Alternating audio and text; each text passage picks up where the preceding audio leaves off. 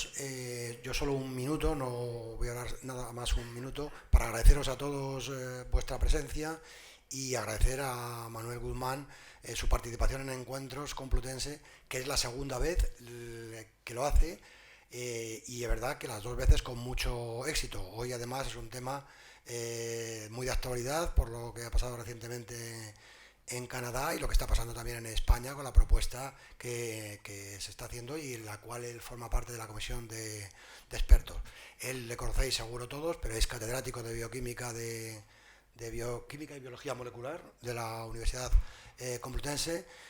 Un lujo para la universidad y un lujo para Encuentros Complutense, que es el departamento que se encarga un poco de difundir un poco lo que hacen nuestros profesores.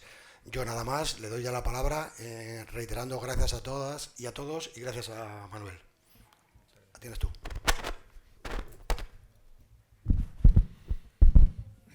Hola, buenos días.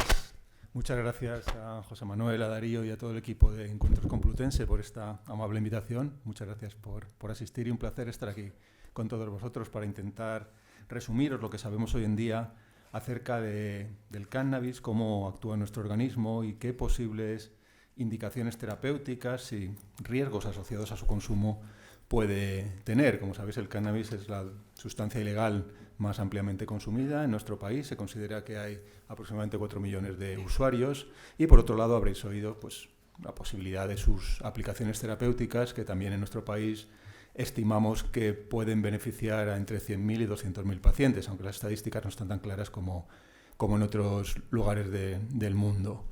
Bien, vamos a intentar definir un poco cuál es el marco de esta charla, las dos caras del cannabis, si queréis, que todos intuitivamente tenemos en la cabeza, el cannabis como droga, el cannabis como fármaco. Y bueno, vamos a intentar racionalizar un poco lo que conocemos para tener una opinión, digamos, más fundada, más crítica y sobre una base más sólida acerca de estas cuestiones. Bien, aunque hay muchísimas definiciones de droga y de fármaco, os traigo aquí una definición operativa que creo que es bastante comprensible también para todo el mundo, que nos puede ya situar un poco en este debate de droga versus fármaco. Realmente no intento dar una respuesta a la pregunta. Obviamente, lo podéis pensar ya, el cannabis se puede usar como droga, aunque sea entre comillas, y como fármaco, entre comillas. Pero bueno, vamos a intentar definir un poco más estos términos y ver cuáles pueden ser las sutilezas que diferencian o no ambos. Bien, según esta definición, como os digo, operativa y creo que bastante entendible por todo el mundo, una droga de abuso, podría ser una sustancia de uso no médico con efectos psicoactivos, es decir, una sustancia que afecta a nuestra percepción, a nuestro estado de ánimo, a nuestra conciencia, a nuestro comportamiento, que es susceptible de ser autoadministrada y que tiene potencial de generar problemas de abuso o de dependencia. Fijaros que según esta definición, la diferencia entre droga y fármaco no recae sustancialmente en una cuestión química. Mismamente, en el caso del cannabis, los principios activos del cannabis van a poder utilizarse como droga o como fármaco, van a ser los mismos principios activos. Eso sí, luego lo veremos, habrá matices en cuanto a la composición relativa de distintos compuestos en las preparaciones que se usan recreativamente y las que se usan en medicina. Pero al fin y al cabo los principios activos son obviamente los mismos. Por tanto, si son los mismos principios activos, su mecanismo de acción va a ser también el mismo, independientemente de que se utilicen como droga o como fármaco. La cuestión de droga versus fármaco tampoco, como podéis imaginar, es una cuestión esencialmente basada, o no siempre basada, en cuestiones, si queréis, clínicas o de seguridad. Incluso el cannabis en su uso recreativo, que está asociado a más riesgos en salud mental que su uso controlado, su uso medicinal. Repito, incluso el cannabis recreativo está menos asociado a mortalidad, morbilidad, dependencia, abuso, etcétera, que sustancias que normalmente utilizamos como fármacos, especialmente los opioides, pero también psicoestimulantes, barbitúricos, benzodiazepinas, etcétera. Incluso socioculturalmente ha habido momentos, por ejemplo hace un siglo, en el cual el cannabis medicinal era legal en nuestro país y ahora ya no lo es. Y hoy en día, por ejemplo, en España es ilegal el uso de preparaciones medicinales de cannabis, pero en muchos países del mundo es legal utilizarlos. Incluso, como ha comentado José Antonio, desde un punto de vista recreativo, también hay países del mundo que tienen regulado el cannabis medicinal. El ejemplo más reciente es el de Canadá, ya un país del G7 que ha dado el paso adelante y desde ayer está regulado el cannabis, el consumo recreativo de cannabis en en ese país. Bien, por tanto, las diferencias más evidentes entre un uso de una sustancia como solemos entender droga y como solemos entender fármaco son dos. En primer lugar, como veis ahí, la droga sería una sustancia de uso no médico, es decir, en principio no está su uso encaminado, dirigido a paliar o a remediar o a curar un cuadro patológico concreto. Se supone que un fármaco sí que lo estaría. Y en segundo lugar, la capacidad o no de ser autoadministrado, en el sentido de que sea un médico o un equipo de profesionales de la salud quien controle esa administración o que sea el propio usuario quien lo haga. Es decir, para entendernos, aunque como os digo es un concepto bastante operativo y siempre podemos encontrar excepciones, cuando hablamos del uso de una sustancia como droga, con todas las comillas que queráis poner al término, vamos a hablar de una sustancia no controlada médicamente y no dirigida a curar o a tratar o a remediar una patología concreta. Mientras que cuando hablamos como fármaco, estamos hablando de una sustancia que puede ser la misma que utilizamos como droga, pero que utilizamos bajo control médico, bajo supervisión médica y ya encaminada, más dirigida al tratamiento de un cuadro patológico concreto. Bien, una diferencia también crucial entre fármaco y droga y esencialmente, o de forma más amplia, entre una sustancia regulada y una sustancia no regulada, y esa es una de las principales razones por la que creo personalmente que los programas de regulación de sustancias psicoactivas son importantes, es el control de calidad del producto. En esencia, una droga se le compra al narcotráfico, mientras que un fármaco se le compra al Estado o a empresas privadas que están controladas en cuanto a calidad del producto por el Estado. Es decir, cuando uno toma cannabis y lo compra en la calle, no sabe cuántos cannabinoides tiene esa preparación, no sabe si esa preparación tiene contaminaciones microbianas, no sabe si esa preparación tiene pesticidas, restos de disolventes orgánicos, etc. Mientras que si uno compra un preparado medicinal de cannabis, en un programa, por ejemplo, de dispensación de cannabis medicinal por parte de un gobierno, como Canadá, como Israel y otros muchos, luego hablaremos de ello, pues uno asume que está comprando una sustancia donde sabe cuántos principios activos hay y sabe que es una sustancia que no va a tener contaminantes y por tanto va a ser apta para la salud. Bien, pues con esta pequeña introducción para saber un poco el marco de lo que entendemos por el uso de una sustancia controlada o no controlada, dirigida o no dirigida hacia el tratamiento de una patología, vamos a entrar ya en presentar a los principales actores de esta película, los principales componentes activos de la planta. Creo que todo el mundo sabemos que las plantas son seres vivos muy complejos, con un metabolismo secundario muy activo que da lugar a una gran cantidad y variedad de compuestos, mucho más que en nuestro organismo animal. Las plantas no tienen sistema locomotor, las plantas no tienen sistema nervioso, no tienen un sistema inmune propiamente formado como el nuestro, las plantas no pueden escaparse de los predadores y por tanto tienen que defenderse por distintos tipos de mecanismos y uno de ellos, el más versátil, es obviamente compuestos químicos que producen a raíz de su metabolismo secundario y que les permiten resistir cambios de temperatura, cambios de disponibilidad de agua y de nutrientes, les permiten también defenderse de los predadores. Muchos de los principales venenos que se han utilizado obviamente a lo largo de la historia proceden de las plantas. Y el cannabis, una de las 300.000 especies aproximadamente de plantas superiores que existe hoy en día en la Tierra, no es una excepción. El cannabis es una planta muy particular, con un metabolismo activo muy exacerbado, que da lugar a un gran número de compuestos de origen terpenoide y entre ellos unos que son exclusivos de esta planta. Y son además los que producen esa acción farmacológica tan característica de la planta en nuestro organismo. Por tanto, los compuestos exclusivos del cannabis responsables de su acción bioactiva son los que reciben el nombre de cannabinoides. Bien, los cannabinoides se empezaron a dilucidar en cuanto a su estructura química y sus propiedades físico-químicas, biológicas, etcétera, en los años 60. Ese fue el primer hito, digamos, de la investigación moderna en los compuestos activos del cannabis. En concreto, en los años 63 y 64, el grupo dirigido por el profesor Rafael Mechoulam de la Universidad Hebrea de Jerusalén empieza a caracterizar estructuralmente y, por tanto, a partir de ello, funcionalmente, los principios activos del cannabis. Hoy en día conocemos aproximadamente 150 cannabinoides distintos.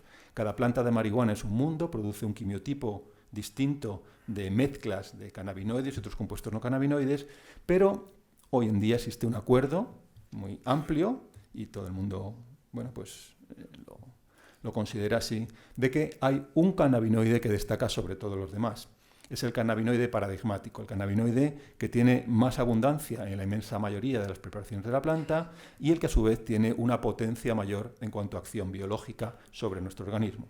Y este cannabinoide es el que Mechulam caracterizó estructuralmente en el año 64, que os represento aquí en la diapositiva, que es el delta 9 tetrahidrocannabinol, el que abreviamos generalmente como T-tetra-H-hidro-C-cannabinol.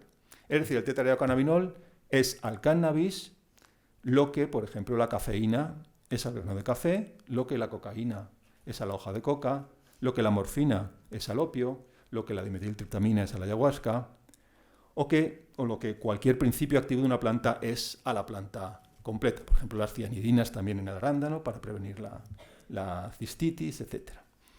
Bien, tetrahidrocannabinol, principal componente bioactivo del cannabis y responsable de la inmensa mayoría de los efectos que el cannabis tiene en nuestro organismo. Tanto los que se buscan normalmente en el terreno recreativo, el colocón por entendernos, el bienestar, la paz, la ansiedad, etcétera, como los que se buscan en el terreno terapéutico, el efecto antiemético, el efecto lexigénico, el efecto analgésico, etcétera. Bien, fijaros en la fórmula del THC. El THC tiene 3 anillos, un anillo de ciclohexeno, un anillo de tetrahidropirano, un anillo fenólico, del cual cuelga una cola de 5 carbonos, una cola de pentilo. Entonces, si pensamos un poco en aspectos de química orgánica básicos, la primera propiedad físico-química que se nos puede venir a la cabeza del tetrahidrocannabinol y que realmente le diferencia de muchas otras sustancias bioactivas de plantas es su alta hidrofilicidad, su alta lipofilicidad, su poca capacidad de ser disuelto en soluciones acuosas y obviamente al final nuestro organismo, como bien sabéis, es un 70% de agua. El principal mecanismo de trasvase de moléculas entre distintos tejidos de nuestro organismo es el plasma sanguíneo, el plasma linfático.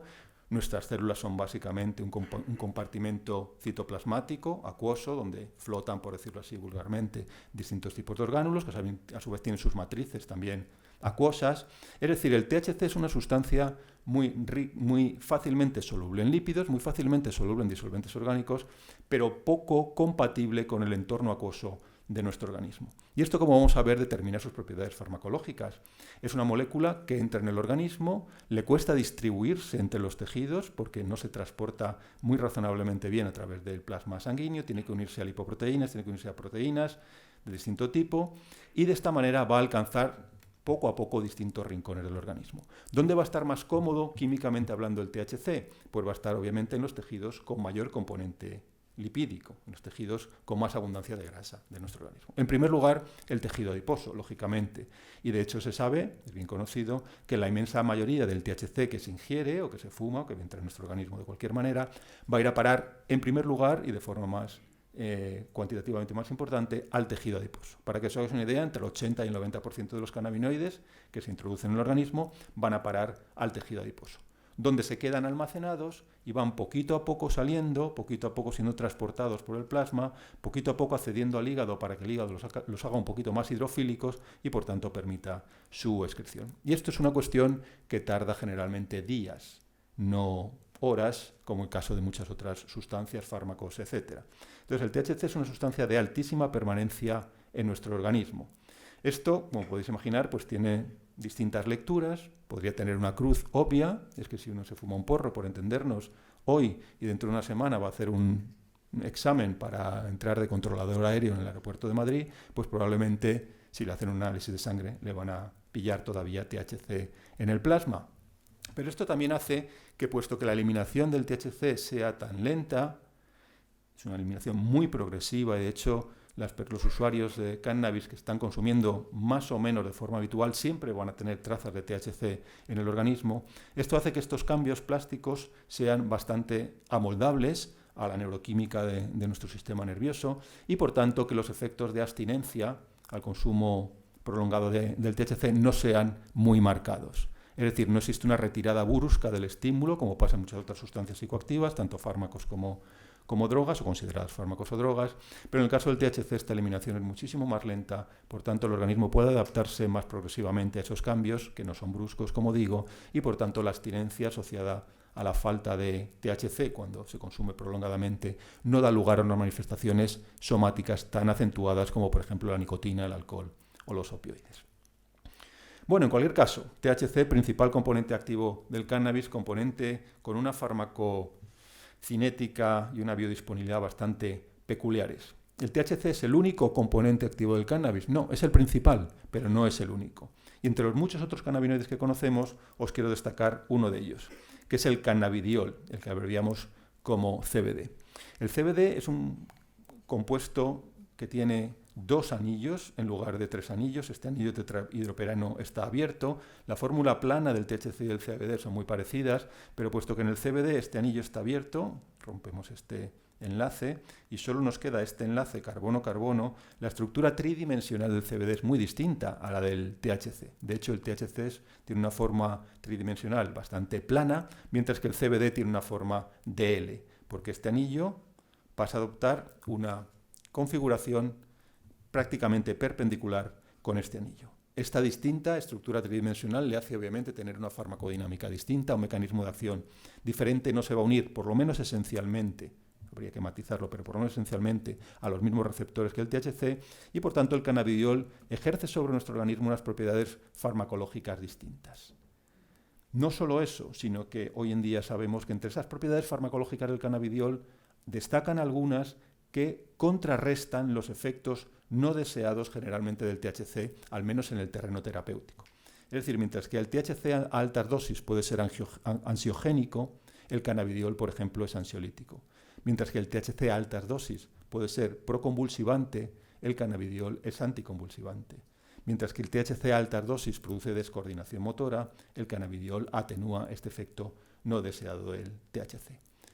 Moraleja o corolario, ya lo podemos ir adelantando, para el uso medicinal, al menos del cannabis, aunque también se está empezando a fomentar también dentro de lo que es el uso recreativo, es más recomendable para evitar malos viajes o para evitar problemas asociados al consumo, utilizar preparaciones de la planta balanceadas entre THC y CBD, que son mucho más seguras, tienen mucha mejor tolerabilidad y una ventana terapéutica mucho más amplia que las preparaciones que muchas veces se consumen en el uso recreativo, que son muy ricas en THC y muy bajas en CBD, y por tanto con un riesgo sobre la salud mental, sobre todo en un colectivo más vulnerable, que es la adolescencia, más elevado. Bien, destacar también que la planta del cannabis produce tanto el THC como el CBD, así como otros cannabinoides, no en la forma que tenemos aquí representada, en la forma farmacológicamente activa en nuestro organismo, sino que en lo que llamamos en la forma ácida o en la forma carboxilada. En concreto, en este carbono de aquí, en el carbono 2 de este anillo fenólico, la planta produce los compuestos con un grupo carboxilo. Y estos compuestos carboxilados no son biológicamente activos sobre nuestro organismo. De manera que para que el cannabis sea activo en nuestro organismo necesitamos eliminar este resto carboxilo, este resto ácido de este grupo fenólico. Y eso la forma, como probablemente sepáis, más fácil de hacerlo, es calentando. Calentando la preparación. Es un enlace muy sensible a la temperatura y simplemente calentando unos minutos a 70 grados, por ejemplo, conseguimos descarboxilar el THC y el CBD y por tanto que ya pasen a ser activos en nuestro organismo. Es decir, si uno come o ingiere de alguna manera marihuana cruda, sin calentar o sin descarboxilar por otro procedimiento, es una marihuana no bioactiva y tenemos que calentarlo. Bueno, más coloquial es el porro, obviamente lo más extendido es el porro en el uso recreativo, pero uno puede vaporizar, uno puede hacer una extracción con un disolvente orgánico, o puede hacer una extracción con un aceite, pero siempre hay que calentar para descarboxilar los cannabinoides de la planta y por tanto que pasen a ser farmacológicamente activos en nuestro organismo. Bueno, tenemos muchos cannabinoides, pero nos vamos a centrar sobre todo en la discusión posterior, en la exposición posterior, en los dos que hoy en día conocemos mejor, como os digo, el THC y el CBD. El cannabis tiene además muchos otros componentes de tipo terpénico. Y entre ellos voy a destacar uno. Hay mucha literatura sobre, probablemente si os gusta el mundo del cannabis, aunque sea como usuarios recreativos, pues sabéis que hay mucha literatura en Internet, y hay muchos trabajos sobre la posible acción de otros componentes no cannabinoides en las propiedades farmacológicas del cannabis. Hay mucha literatura, pero yo diría que todavía muy poca solidez científica en la mayoría de esos estudios. Pero sí que voy a destacar uno de los terpenos, que es el mirceno. Habéis oído probablemente que las preparaciones de cannabis se suelen dividir en dos grandes grupos en función de cuánta euforia o cuánta relajación nos produce. Los cannabis de quimiotipo índico, que son cannabis más relajantes, más sedantes, y los cannabis de tipo sativo, que son más activadores, más euforizantes. Todavía no conocemos bien la diferencia química clave entre los quimiotipos sativos y los quimiotipos índicos. Obviamente, cuanto más THC, más sedante es la planta, y cuanto más CBD, menos lo es.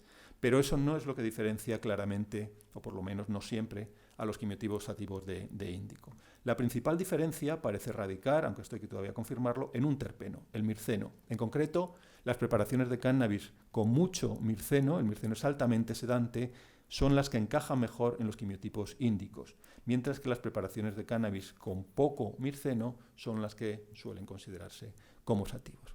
Y esto parece una diferencia sutil, en realidad no es muy importante, pero por ejemplo imaginaros el caso de pacientes que están tratándose con preparados de cannabis medicinal durante muchos años.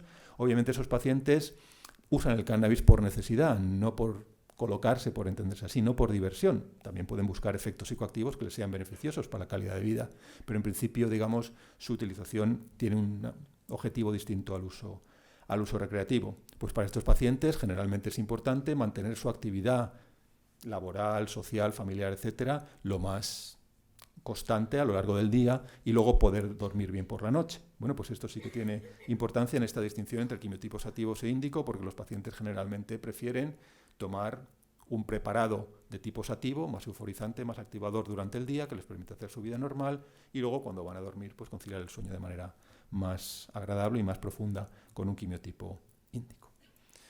Bueno, como veis, en cualquier caso, el cannabis es una planta compleja y aunque podemos racionalizar hoy en día bastante sus efectos, conociendo cuánto THC tienen, cuánto CBD tienen y cuánto mirceno tienen, probablemente haya todavía otros cannabinoides y otros terpenos que no conozcamos bien su mecanismo de acción y que puedan modular, aunque sea de forma sutil, la acción farmacológica de la planta. Pero hoy por hoy, y en el resto de la charla, como os digo, nos vamos a centrar esencialmente en estos dos cannabinoides, THC y CBD.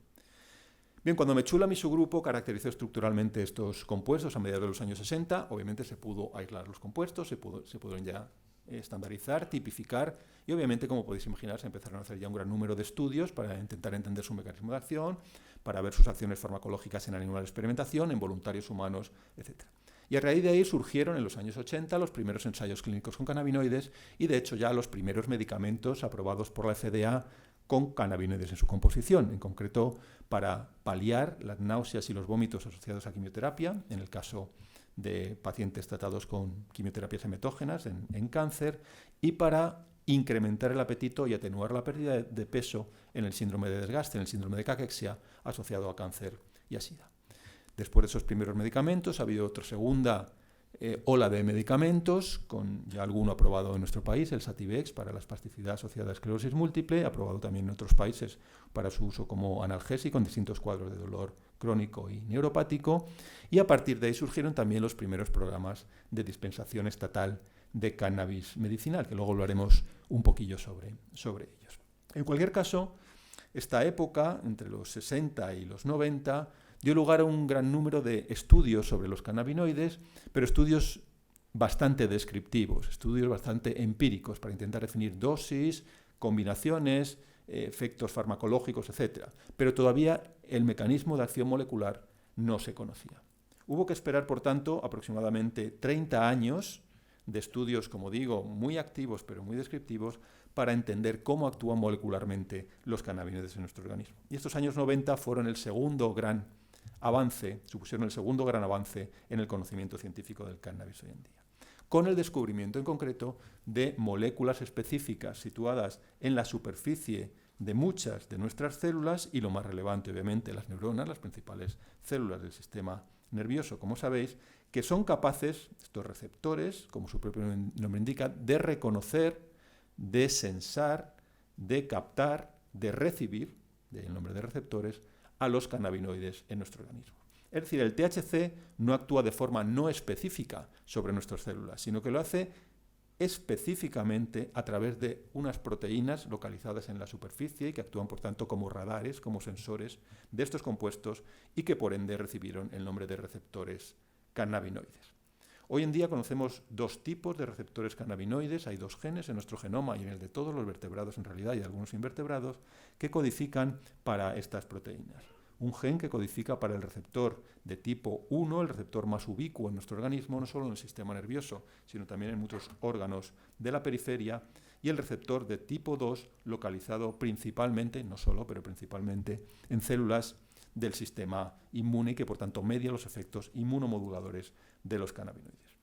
Es decir, corolario, solo las células de nuestro organismo que tengan receptores de cannabinoides van a ser sensibles a los efectos de estos compuestos, si queréis, a los efectos del cannabis.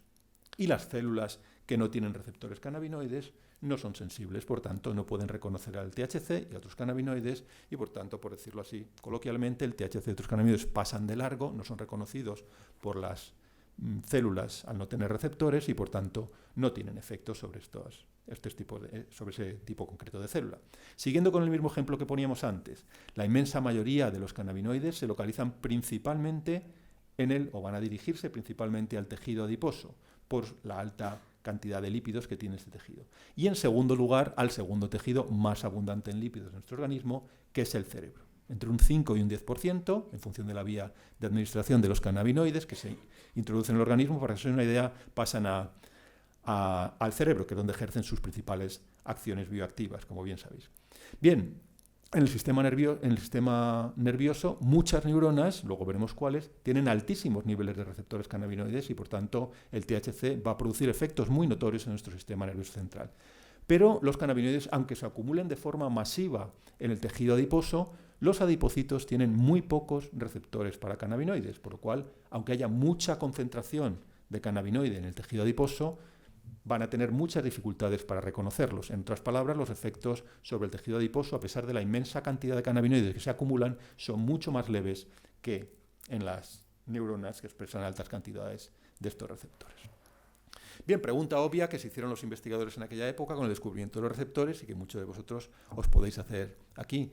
¿Cómo narices, por decirlo claro, así más coloquialmente, nuestras neuronas tienen receptores, tienen unas proteínas en su superficie específicas para reconocer un compuesto que no es de nuestro organismo, es un compuesto que está en una planta que ni siquiera ha coevolucionado con nosotros más que en los últimos 5 milenios aproximadamente.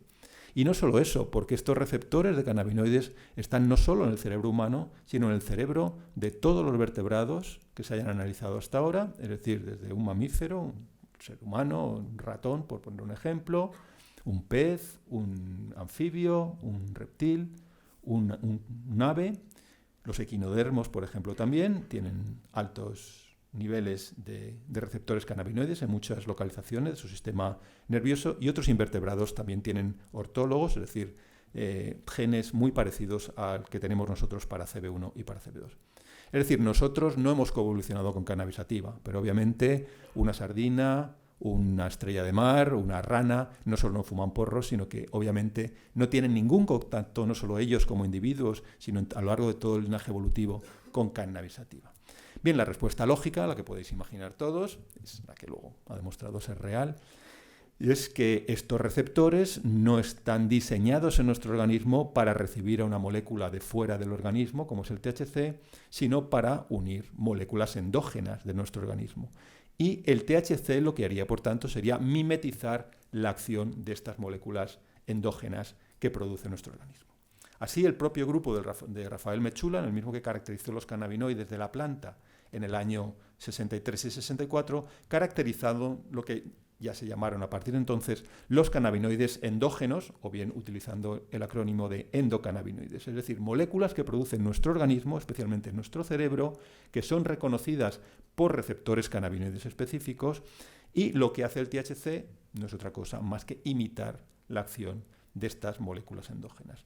Es decir, la anandamida, por hacer un símil, sería el THC o la molécula tipo THC que produce nuestro cerebro, que controla una serie de procesos en nuestro cerebro a través de receptores específicos que expresan muchas neuronas y también otras células del organismo, y lo que hace el THC es, con una estructura química similar, unirse al mismo centro de unión que tiene el receptor cannabinoide en la superficie de la neurona, y por tanto lo que hace el THC es imitar la acción de la anandamida.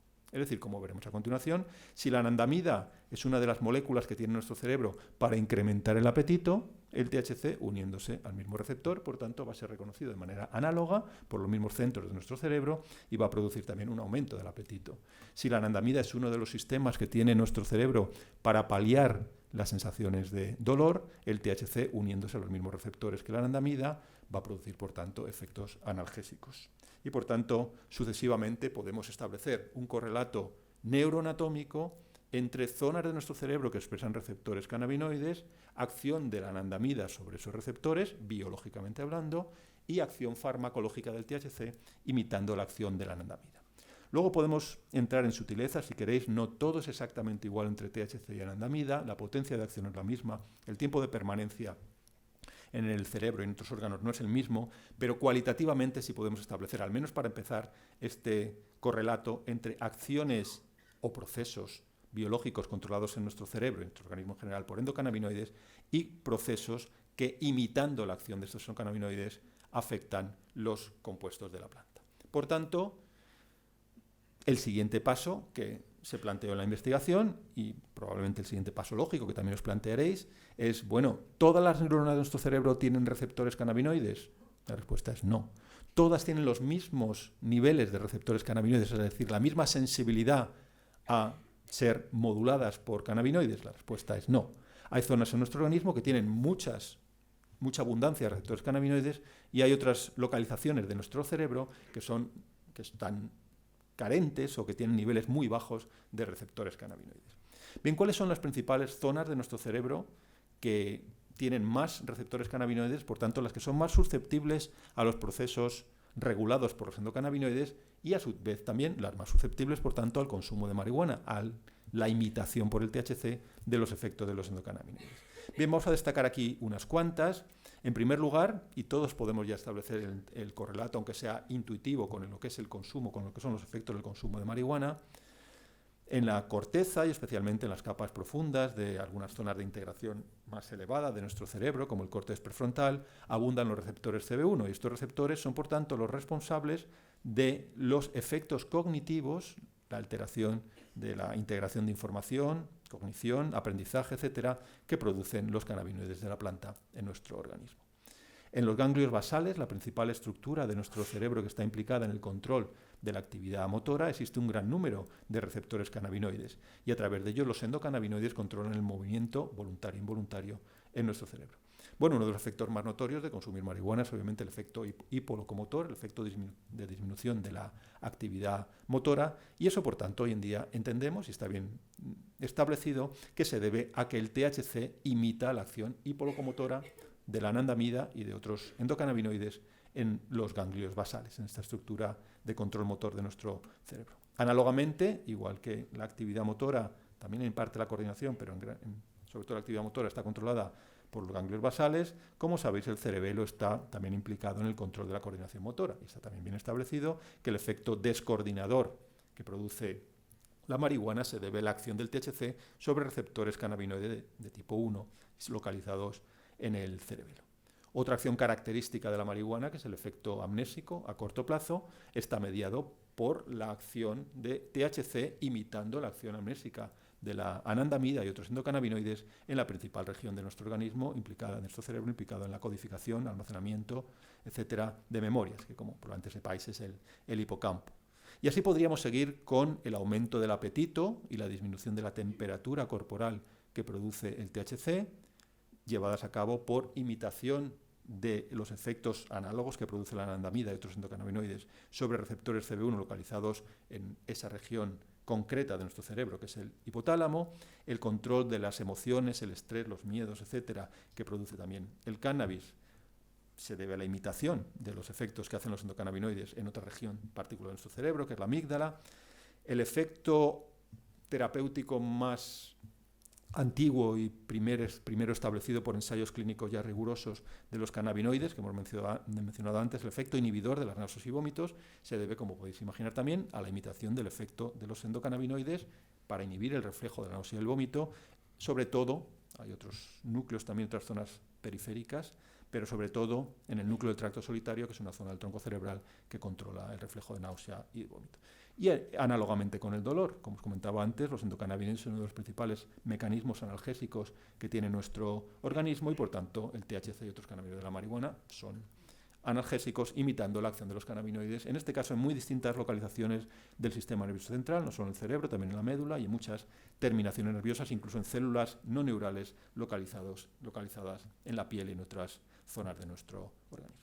En suma, en palabras del propio Mechulam, el sistema cannabinoide, que como hoy en día se llama a este conjunto de moléculas que tiene nuestro organismo, de receptores, ligandos endógenos, etcétera, y que es, ya lo sabemos bien, el blanco de acción neurobiológica del THC como principal componente bioactivo del cannabis, el efecto, digamos, la aparición de este sistema en la evolución parece relacionarse con estas características de su acción biológica. Es un sistema que nos ayuda a relajarnos, a comer, a dormir, a olvidar y, en general, a proteger nuestro organismo de distintos estímulos tóxicos.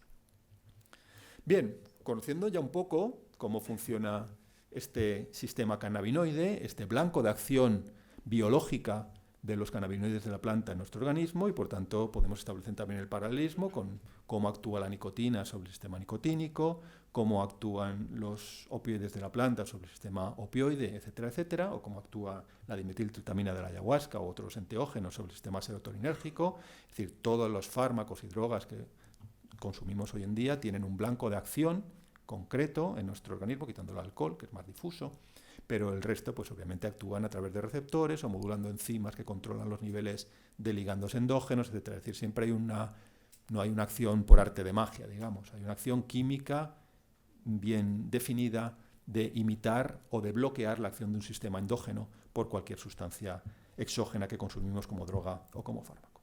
Bien, vamos a intentar entonces pensar un poquito más o elucubrar un poquillo más acerca de estas dos caras que hemos comentado antes del cannabis, para entender los cannabinoides como drogas, ponerle todas las comillas que queráis al término, y los cannabinoides como fármacos. Bien, cuando una sustancia se define como droga o como droga de abuso, utilizando ya también el apellido si queréis, pues todos tenemos en la cabeza de forma intuitiva que esta sustancia va a poder producir problemas en nuestra salud. Normalmente, cuando hablamos de uso recreativo de una sustancia, pensamos en primer lugar en lo que es, valga la redundancia, el uso, o si queréis, el uso moderado, responsable de una sustancia que no tiene que estar necesariamente, o que no está necesariamente ligada, desde luego, a ningún problema de salud física, mental, o ni siquiera a daños a terceros, que también es una cuestión importante en este campo. Si vamos un poquito más allá, ya podríamos hablar de un mal uso agudo, probablemente asociado a una intoxicación o a una sobredosis, de un mal uso prolongado que nos puede dar ya un proceso de tolerancia, es decir, de habituación a la sustancia, hasta llegar ya a un extremo, digamos, más avanzado, que sería ya un proceso de dependencia que ya está basado en un cuadro clínico con, digamos, parámetros cognitivos, parámetros comportamentales, parámetros fisiológicos que, bueno, implican que ya una sustancia pasa a ser el núcleo de la vida del usuario, se desatienden otros aspectos de la vida, a pesar de que la sustancia está produciendo efectos claros sobre la salud mental, incluso sobre la salud de terceros, y todos asociamos también la dependencia a lo que es, por un lado, la abstinencia, es decir, cuando falta el estímulo, pues la búsqueda compulsiva, y lo que se asocia, como bien sabéis, también a esta búsqueda compulsiva que en inglés denominamos craving. Bueno, pues ¿cómo los cannabinoides pueden afectar o hasta dónde llegan en ese proceso? Bien, lo primero que podemos asegurar por muchísimos estudios preclínicos, clínicos y por 5, si no 6 o más milenios de utilización, es que los cannabinoides no son sustancias que maten. Es decir, los cannabinoides no son sustancias neurotóxicas, no son sustancias mutagénicas, no producen acciones agudas sobre, por ejemplo, la contracción del diafragma o la contracción cardíaca, es decir, no actúan sobre centros de nuestro sistema nervioso que puedan llevar a cabo, que puedan dar lugar a una parada cardiorrespiratoria, como los opiáceos sí pueden hacer, los psicoestimulantes, por ejemplo. Entonces, en ese sentido, son sustancias que no matan. En el año 2016, el año pasado todavía no hay cifras, pero sabéis que, por ejemplo, en lo que se ha venido a llamar en Estados Unidos la crisis de los opioides, En el año 2016, los opioides, y muchas veces opioides de prescripción, tramadol, fentanilo, hidrocodona, oxicodona, etcétera, no heroína, como muchas veces pensamos, mataron a 64.000 estadounidenses. Para que comparéis cifras con otras cifras que yo creo que es bastante ilustrativo, toda la guerra de Vietnam mató a 58.000 combatientes americanos, es decir, los opiáceos han matado en un año más que toda la guerra de Vietnam a estadounidenses. Y en el año pico del SIDA, que fue el año 95, y que ha sido obviamente la epidemia más grave que ha sufrido Occidente en su era moderna, hubo 43.000 muertos. Es decir, el opio ha matado, los opiáceos han matado en Estados Unidos más de un 50% más de americanos, de norteamericanos, que el SIDA incluso en su año más virulento.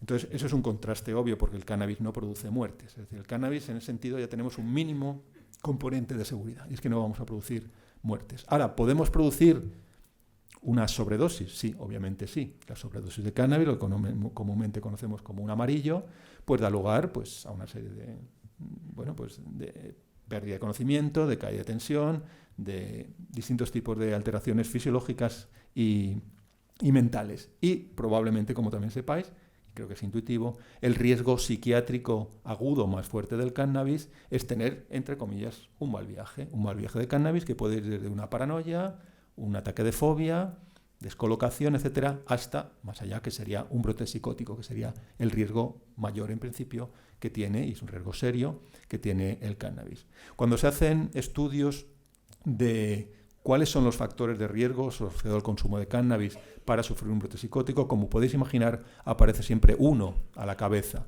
y es el que define el colectivo más vulnerable al cannabis, también otras sustancias, pero al cannabis en concreto, que es la adolescencia. Es decir, el cannabis es un factor de riesgo psiquiátrico, lo es, pero lo es muchísimo más en la adolescencia que en el estado, en un consumidor adulto. Es mucho más, también lo podéis imaginar, riesgo para la salud psiquiátrica, un cannabis muy psicótico, por decirlo así, y por lo que hemos visto antes ya podéis entender químicamente lo que es. Es decir, un cannabis con mucho THC y con poco CBD tiene un riesgo mucho mayor para la salud mental que un cannabis balanceado entre THC y el CBD, que como comentamos antes tiene efectos antipsicóticos, tiene efectos ansiolíticos, tiene efectos anticonvulsivantes, etc. Bien, si seguimos adelante en el consumo de cannabis, el cannabis, ¿su uso continuado produce tolerancia? Sí, eso está muy bien establecido. La tolerancia, como sabéis, es un proceso fisiológico por el cual nuestro organismo va perdiendo respuesta a la acción de una sustancia. O, en otras palabras, una misma dosis de esa sustancia va teniendo menos efecto y, por tanto, necesitamos dosis mayores, obviamente, hasta llegar a una asíntota. No es lineal en todo el tramo. Bueno, pues sí, los cannabinoides, como muchos otros fármacos y drogas, producen procesos de tolerancia que están muy bien definidos. Vamos un poquito más allá. ¿El cannabis produce dependencia? Sí, el cannabis puede producir dependencia. Ahora, comparado con otras drogas, ¿genera más o menos dependencia o un síndrome de abstinencia más o menos dañino? Pues bueno, en ese sentido, el cannabis es más suave, digamos, que otras drogas. Pero sí, el cannabis produce dependencia y la abstinencia asociada a la ausencia de estímulo, a la ausencia de cannabinoides cuando se está consumiendo de forma prolongada, da lugar, y está bien descrito, a un síndrome de abstinencia a cannabinoides. Eso sí, un síndrome de abstinencia, ciertamente, que es más suave y más pasajero que obviamente el síndrome de abstinencia a opiáceos, pero incluso el síndrome de abstinencia a alcohol o a nicotina, como dos, digamos, drogas legales que existen hoy en día en nuestro entorno. Bien, existe, según el NIDA, que es un organismo de luego nada sospechoso de ser proclive a la regulación del cannabis, etcétera, etcétera, según el NIDA, utilizando criterios de DSM, de la Asociación Americana de Psiquiatría, que también son muy estrictas, las cifras oficiales son de un 9% de consumidores en Estados Unidos que tienen problemas de abuso o dependencia con el cannabis. Ahí incluimos todo, incluimos consumidores recreativos, que son la inmensa mayoría, consumidores terapéuticos, consumidores jóvenes, adolescentes, consumidores adultos, etc. Obviamente esas cifras son mayores en consumidores adolescentes, que empiezan muy temprano, que usan cannabis de forma muy habitual, mezclado con otras sustancias, un cannabis muy psicótico, etc., y son bastante más bajas en consumidores adultos. Pero sí, por entendernos, por los distintos estudios que hay en todo el mundo, y hay muchísimos, como podéis imaginar, entre un 5 y un 10% de los usuarios de cannabis, usuarios crónicos de cannabis, tienen algún problema de abuso o de dependencia. ¿Esto es mucho o es poco? Pues como digo, en cualquier estudio que se haga comparativo con otras sustancias, el cannabis siempre está más abajo que sustancias que normalmente consideramos incluso como fármacos. Siempre en estos rankings de mortalidad, morbilidad, dependencia, abuso, toxicidad, etcétera, asociado a sustancias psicoactivas, el primero en la lista, en esa lista negra, es siempre el mismo, son los opiáceos. Siempre, en cualquier tipo de estudio que se haga, los opiáceos son los que tienen mayor problemas, los que ejercen mayores problemas en este sentido sobre nuestra salud. A continuación suelen ir los psicoestimulantes, la cocaína y sobre todo sus derivados más tóxicos como el crack, la pasta base y demás. Y luego ya hay una serie de 4 normalmente sustancias que cambian de orden en función de cómo se haya hecho el estudio, qué tipo de población, etc. Estarían las 2 drogas legales, el alcohol y el tabaco. El alcohol se ha asociado oficialmente en nuestro país, cifras oficiales del año 2017, a 12.000 muertos, mientras que el tabaco se ha asociado a 52.000 muertos el año pasado en nuestro país, ya os digo, por cifras oficiales. Y luego, por otro lado, tenemos los barbitúricos y las benzodiazepinas. Y como os digo, esas 4 sustancias, alcohol, nicotina, benzodiazepinas, barbitúricos, bueno, pues pueden variar de orden en función de cómo se haya hecho el estudio. Y a continuación suele aparecer el cannabis y los enteógenos también en distinto orden. Es decir, el cannabis sí puede dar lugar a problemas de salud mental, tanto en su consumo agudo como en su consumo crónico. No hay que banalizar lo que el cannabis puede hacer de forma no deseada en nuestro organismo, pero como os digo, la realidad es que la inmensa mayoría de los usuarios, sobre todo usuarios adultos, no desarrolla ningún tipo de problema de dependencia, o por lo menos de forma evidente en el consumo de cannabis. Sí que hay entre 1 de cada 10 y 1 de cada 20 que puede desarrollarlo y obviamente puede suponer un problema y hay que buscar terapias y formas de solucionar ese problema. Es decir, el cannabis sí puede actuar como droga en el sentido de utilizarse mal o utilizarse abusivamente, pero de manera, en general, comparativamente con otras drogas, es un poco más moderado, digamos, en los efectos que produce en este aspecto.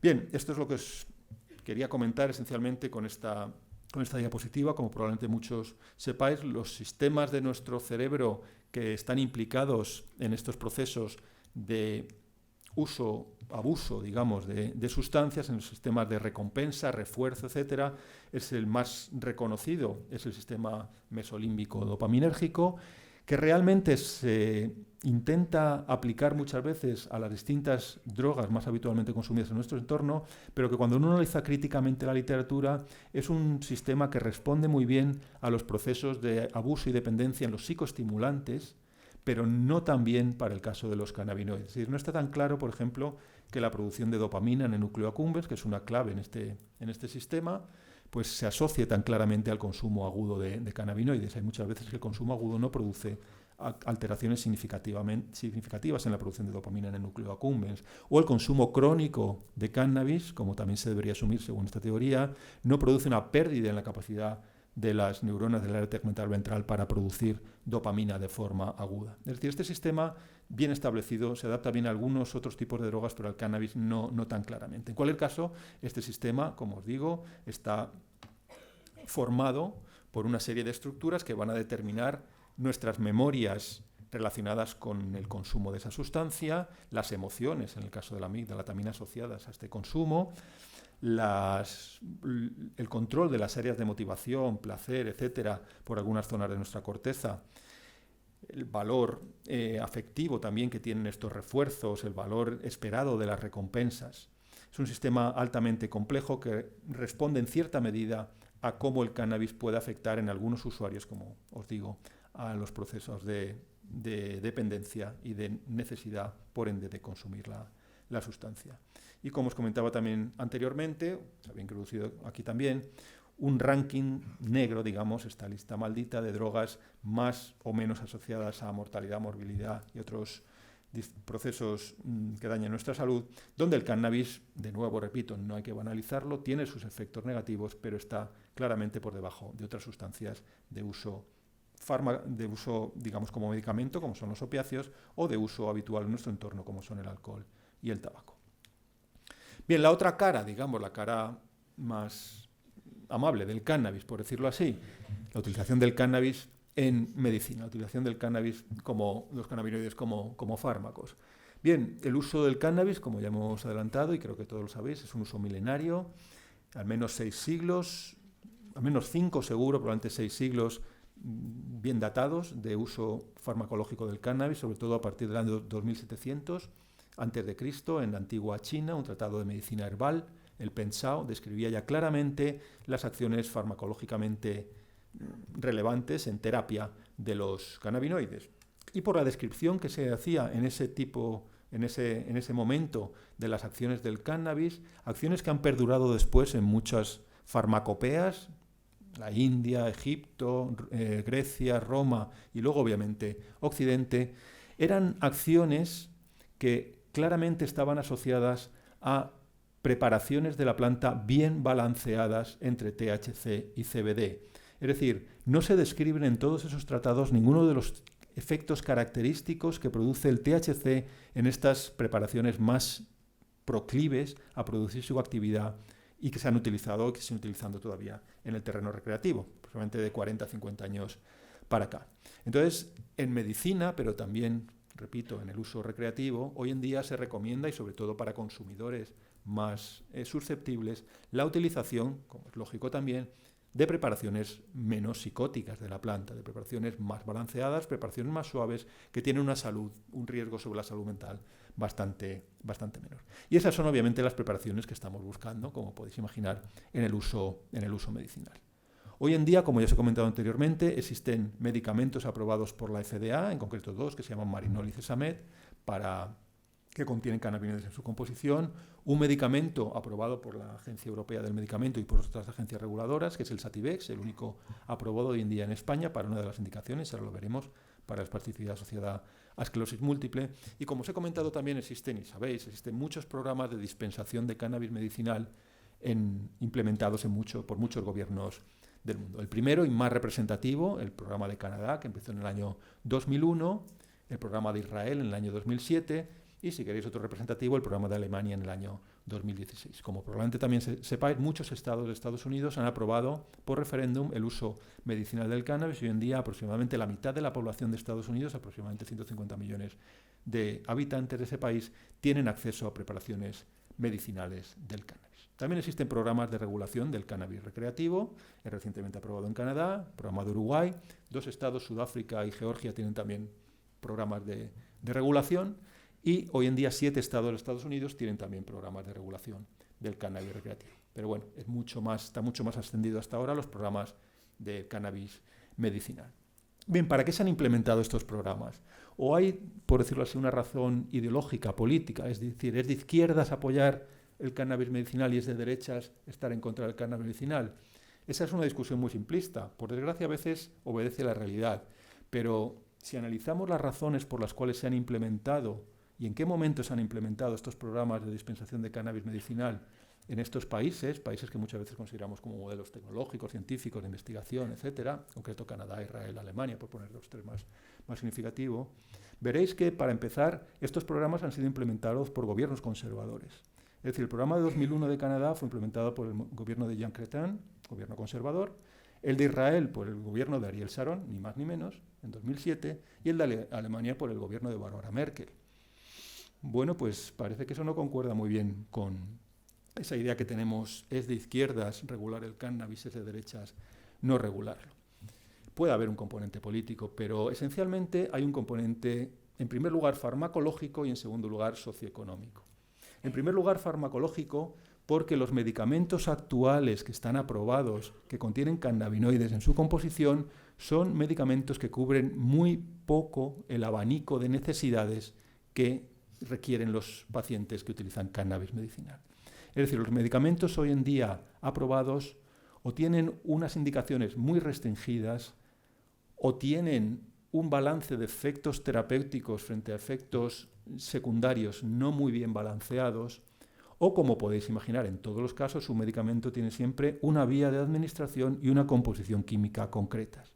Y por lo que hemos comentado anteriormente, ya podéis imaginaros que el cannabis nos proporciona una dificultad, que es su complejidad, pero también una gran ventaja, que es su posible personalización.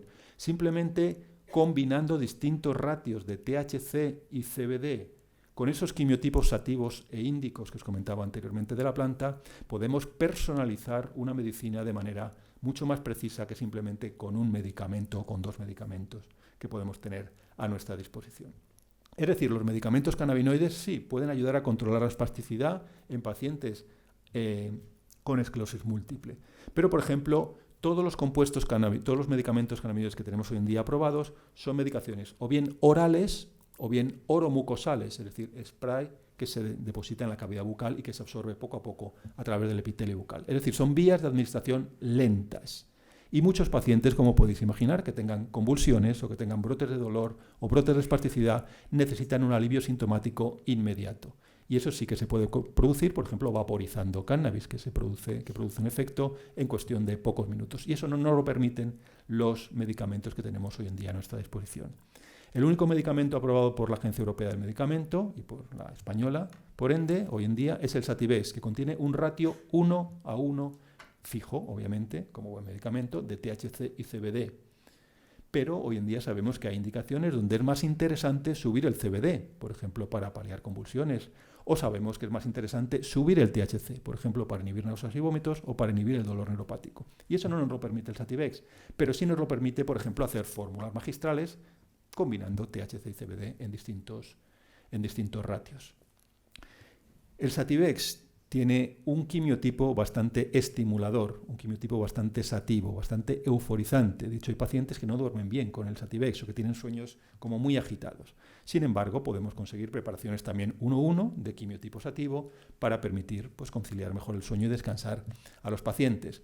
Es decir, los programas de dispensación de cannabis medicinal proporcionan sobre todo mucha más plasticidad y mucha más capacidad de personalizar distintos tipos de preparados para las necesidades individuales de cada paciente en comparación con los medicamentos que tenemos hoy en día aprobados. Esa es una razón ya de peso y creo que desideologizada para abogar por llevar a cabo programas de regulación de cannabis medicinal, es decir, explotar de manera más eficaz y más segura las acciones farmacológicas de la planta. Y luego hay otra cuestión también muy relevante, podría haber más, pero bueno, otra que es muy fácil de entender y es el precio. Obviamente un medicamento cuesta muchos años de estudios preclínicos, estudios clínicos, ensayos clínicos, etcétera, llevar al mercado, pero a veces, y sobre todo en épocas de crisis, como vivimos supuestamente, al menos en Occidente, desde hace aproximadamente 10 años, pues los sistemas de seguridad social y los usuarios individuales de cannabis medicinal no pueden permitirse pagando por su bolsillo.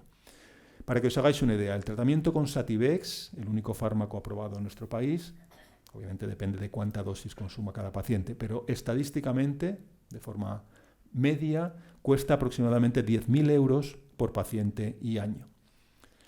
El Epidiolex, un medicamento que contiene CBD y que acaba de ser aprobado el mes pasado, si lo habréis visto, por la FDA para el tratamiento sintomático de las epilepsias refractarias infantiles, se ha calculado por la compañía que lo produce, GW Pharma, una compañía inglesa, el gasto en $32.500 por paciente y año. Obviamente son cifras absolutamente abrumadoras que se caen por su propio peso. Está claro que estos medicamentos tienen todos los estándares de un medicamento, pero si uno sopesa lo que es eficacia y seguridad frente a coste, ¿vale la pena que un sistema de seguridad social se entrampe en este tipo de medicamentos? De forma masiva, al menos, ¿vale la pena o es ético que estos medicamentos, cuando no se utilizan para las indicaciones que han sido aprobados y se usan de forma compasiva por otros pacientes, tenga el paciente que pagárselo de su bolsillo? Es prohibitivo, obviamente, para la inmensísima mayoría de los pacientes.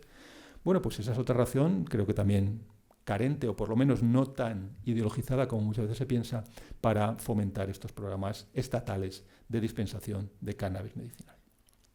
Bien, en cualquier caso, en función de todo lo que hemos visto hasta ahora en la explicación de los efectos biológicos del cannabis en nuestro cerebro, los componentes también de seguridad, vías de administración, etcétera, biodisponibilidad de nuestro organismo, ¿cuáles son las principales indicaciones terapéuticas para las que hoy en día están aprobados los medicamentos cannabinoides o cuáles son las indicaciones que contemplan estos programas de dispensación de cannabis medicinal? Bien, os he puesto aquí las indicaciones para las cuales existe o bien una evidencia contrastada, digamos, concluyente o sustancial al menos para su uso, o al menos una evidencia moderada basada en estudios clínicos normalmente un poco más frágiles, pero con buenos resultados para los cannabinoides. Es decir, cuando hablamos de evidencia moderada de los cannabinoides, muchas veces el problema no es la acción farmacológica del cannabinoide, sino la calidad, la robustez de los ensayos clínicos que se han utilizado para probar su acción. Bien, pues desde luego la indicación para la cual los cannabinoides son de largo en todos los países del mundo más utilizada por los pacientes es para el tratamiento del dolor. Para el tratamiento del dolor a largo plazo. Los cannabinoides a corto plazo apenas funcionan para el tratamiento del dolor, contrariamente a lo que muchas veces se cree. Pero para muchos cuadros de dolor crónico neuropático, dolor asociado al cáncer, dolor neuropático asociado a enfermedades neurodegenerativas o a daños de nervios en general, dolor asociado a artritis reumatoide, fibromialgia, etcétera, es de largo, para lo cual los cannabinoides se utilizan más. Obviamente el dolor es una entidad clínica extraordinariamente compleja, con muchos componentes puramente fisiológicos, pero también componentes psicológicos, mentales, de cómo se gestiona el dolor, y de hecho los receptores cannabinoides están prácticamente en todas las localizaciones, tanto ascendentes, desde el lugar del foco del dolor hasta el cerebro, como descendentes desde el cerebro, de vuelta al foco de dolor, y controlan de forma negativa el dolor. Muchos pacientes de dolor crónico alternan los opioides con los cannabinoides, o opioides y otros analgésicos con los cannabinoides. Existe una cierta evidencia, todavía no tenemos una relación causa-efecto totalmente establecida, pero yo creo que es cuestión de tiempo, una evidencia de que los cannabinoides y los opioides en el tratamiento del dolor pueden actuar de manera sinérgica. Es decir, si necesitamos una dosis X de morfina para producir un efecto analgésico, podemos utilizar una dosis de cannabinoides y bajar esa dosis X de morfina a la mitad de X, por ejemplo, a la tercera parte de X, para producir su mismo efecto analgésico. Y esto, como podéis imaginar, es de gran importancia para reducir el gasto y todos los efectos secundarios que producen los opioides en nuestro organismo. Sí que existen ya buenos estudios de seguimiento, por ejemplo, en los dos grandes programas de cobertura social que tiene el gobierno federal de Estados Unidos, el Medicare para personas mayores y el Medicaid para las personas más necesitadas.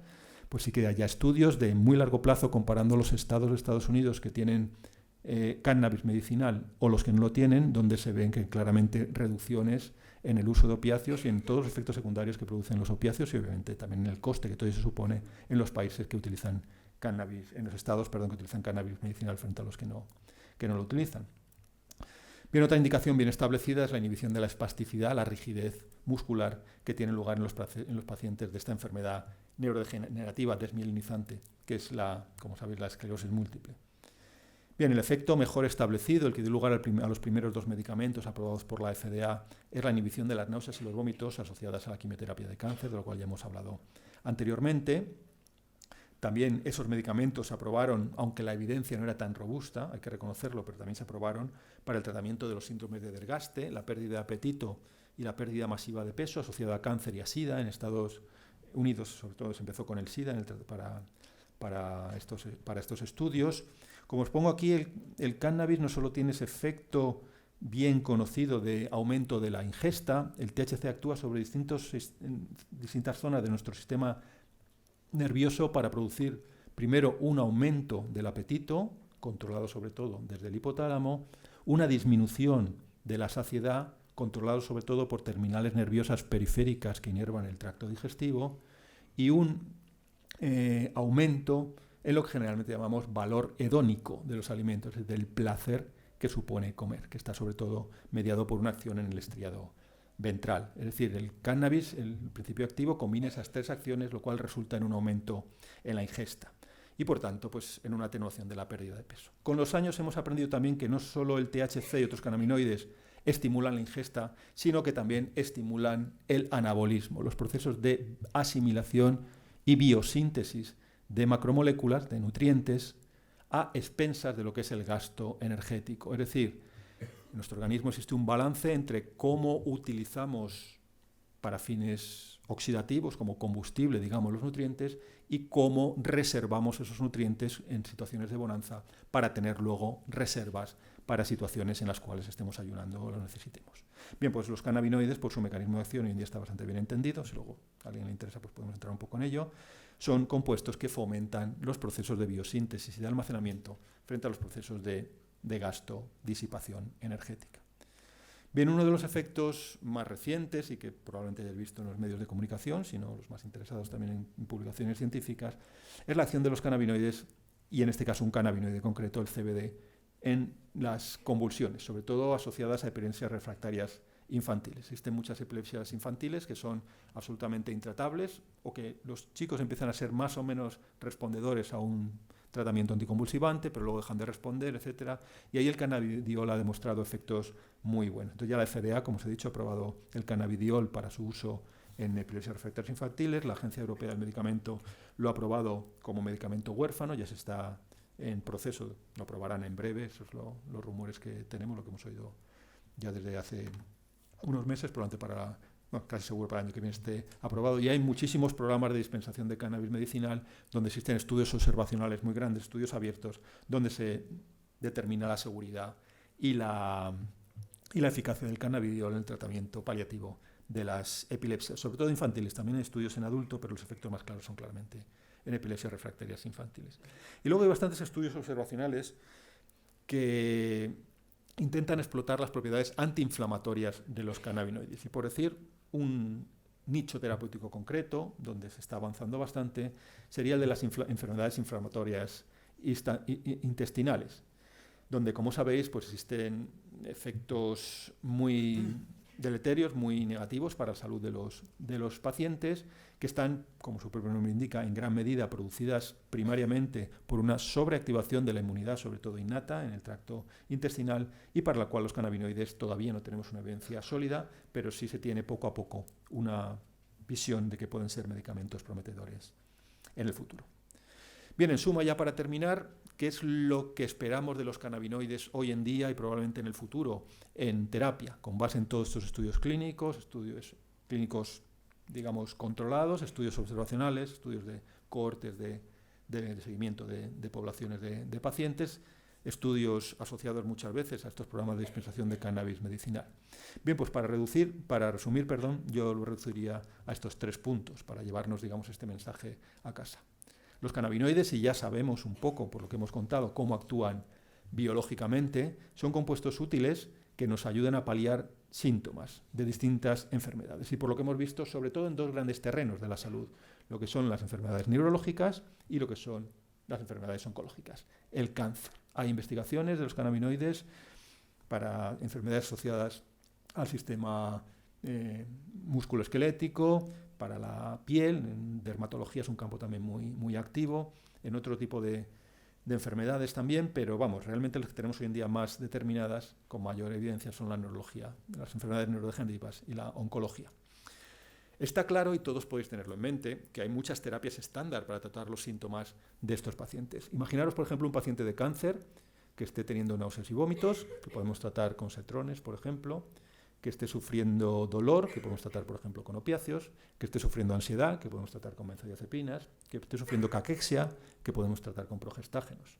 Bien, sí que hay medicamentos más eficaces en primera línea que los cannabinoides, o por lo menos tan eficaces como los cannabinoides, para tratar estos síntomas aislados de un paciente típico de cáncer. Pero en un paciente polimedicado y altamente debilitado, como son los pacientes de cáncer en particular, y como podéis imaginar a partir de lo que hemos visto, que son en general los pacientes que utilizan cannabis medicinal, pues en estos pacientes tenemos una polimedicación que da lugar a unos efectos secundarios muy elevados. Y los 4 medicamentos que os he comentado anteriormente son medicamentos característicos con una eficacia elevada, pero con unos efectos secundarios también muy notorios. Bien, con los cannabinoides podemos utilizar un único compuesto o una única preparación de compuestos para matar, por decirlo así, varios pájaros de un tiro y poder tratar esos síntomas con una sola medicación. Podemos quizás sinergizar con esos otros compuestos para reducir sus dosis y conseguir el mismo efecto terapéutico y, por ende, menos efectos secundarios. Es decir, hoy en día existen muchas formas de incorporar los cannabinoides en la medicina oficial, digamos la mainstream medicine, como se dice en inglés, la medicina a la que todos tenemos acceso y con la cual podemos mejorar la calidad de vida y algunos de los síntomas asociados a estas enfermedades en pacientes, como digo, crónicos altamente debilitados.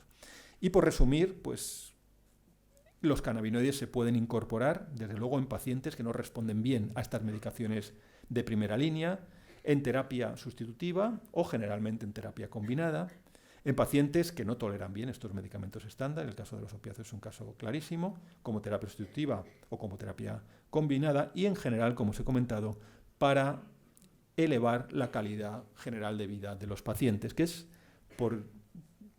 diría que siempre, prácticamente siempre, en lo que mejor puntúan los cannabinoides en los estudios clínicos. Pero como también sabéis o podéis imaginar, normalmente los estudios clínicos no se dirigen primariamente a evaluar la calidad general de vida, porque es algo muy laxo, depende de muchos factores, es muy subjetivo, y normalmente los estudios clínicos se basan pues, en escalas motoras, en cómo crece un tumor, etcétera, en escalas objetivas, digamos, escalas radiológicas, biomarcadores, etcétera. Pero al final, cómo se siente el paciente, pues no suele ser el endpoint primario de los ensayos clínicos, pero al final es en gran medida lo que cuentan. Y entonces, en estas escalas de calidad de vida, los cannabinoides, es decir, una única medicación, sí que puede tener varios efectos beneficiosos, como hemos visto, efectos analgésicos, efectos anticonvulsivantes, efectos ansiolíticos, para mejorar los problemas del sueño, etcétera, etcétera, que pueden elevar en gran medida la calidad de estos pacientes altamente debilitados que sufren enfermedades muy graves y muy crónicas. Bueno, pues esto es, en resumen, lo que os quería comentar. Muchas gracias y cualquier pregunta estoy encantado de responderla.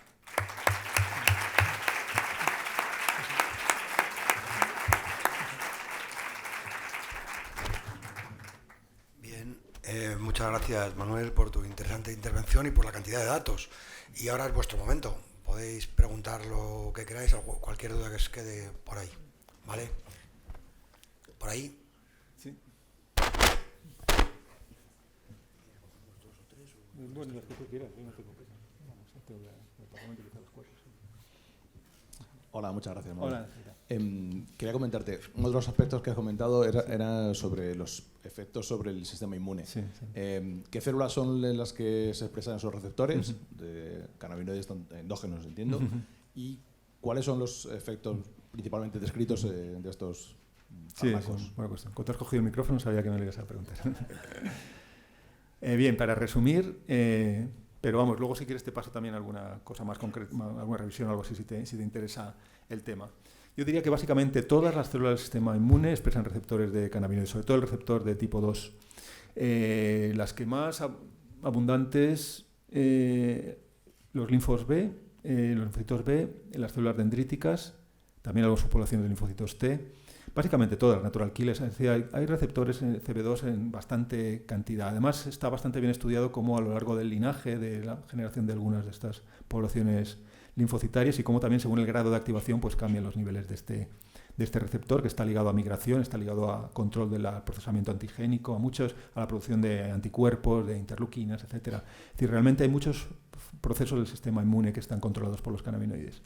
De forma general, y por lo menos con las dosis que se utilizan en terapia, los cannabinoides, al menos el THC, los podemos, por decirlo de manera muy simplista, los solemos considerar como compuestos inmunosupresores. Más bien son compuestos inmunomoduladores, pero sí que al menos sobre la inmunidad innata sí que tienen un efecto depresivo. Y generalmente pues cambian el perfil TH1, TH2 de los macrófagos, sus distintas formas de maduración, de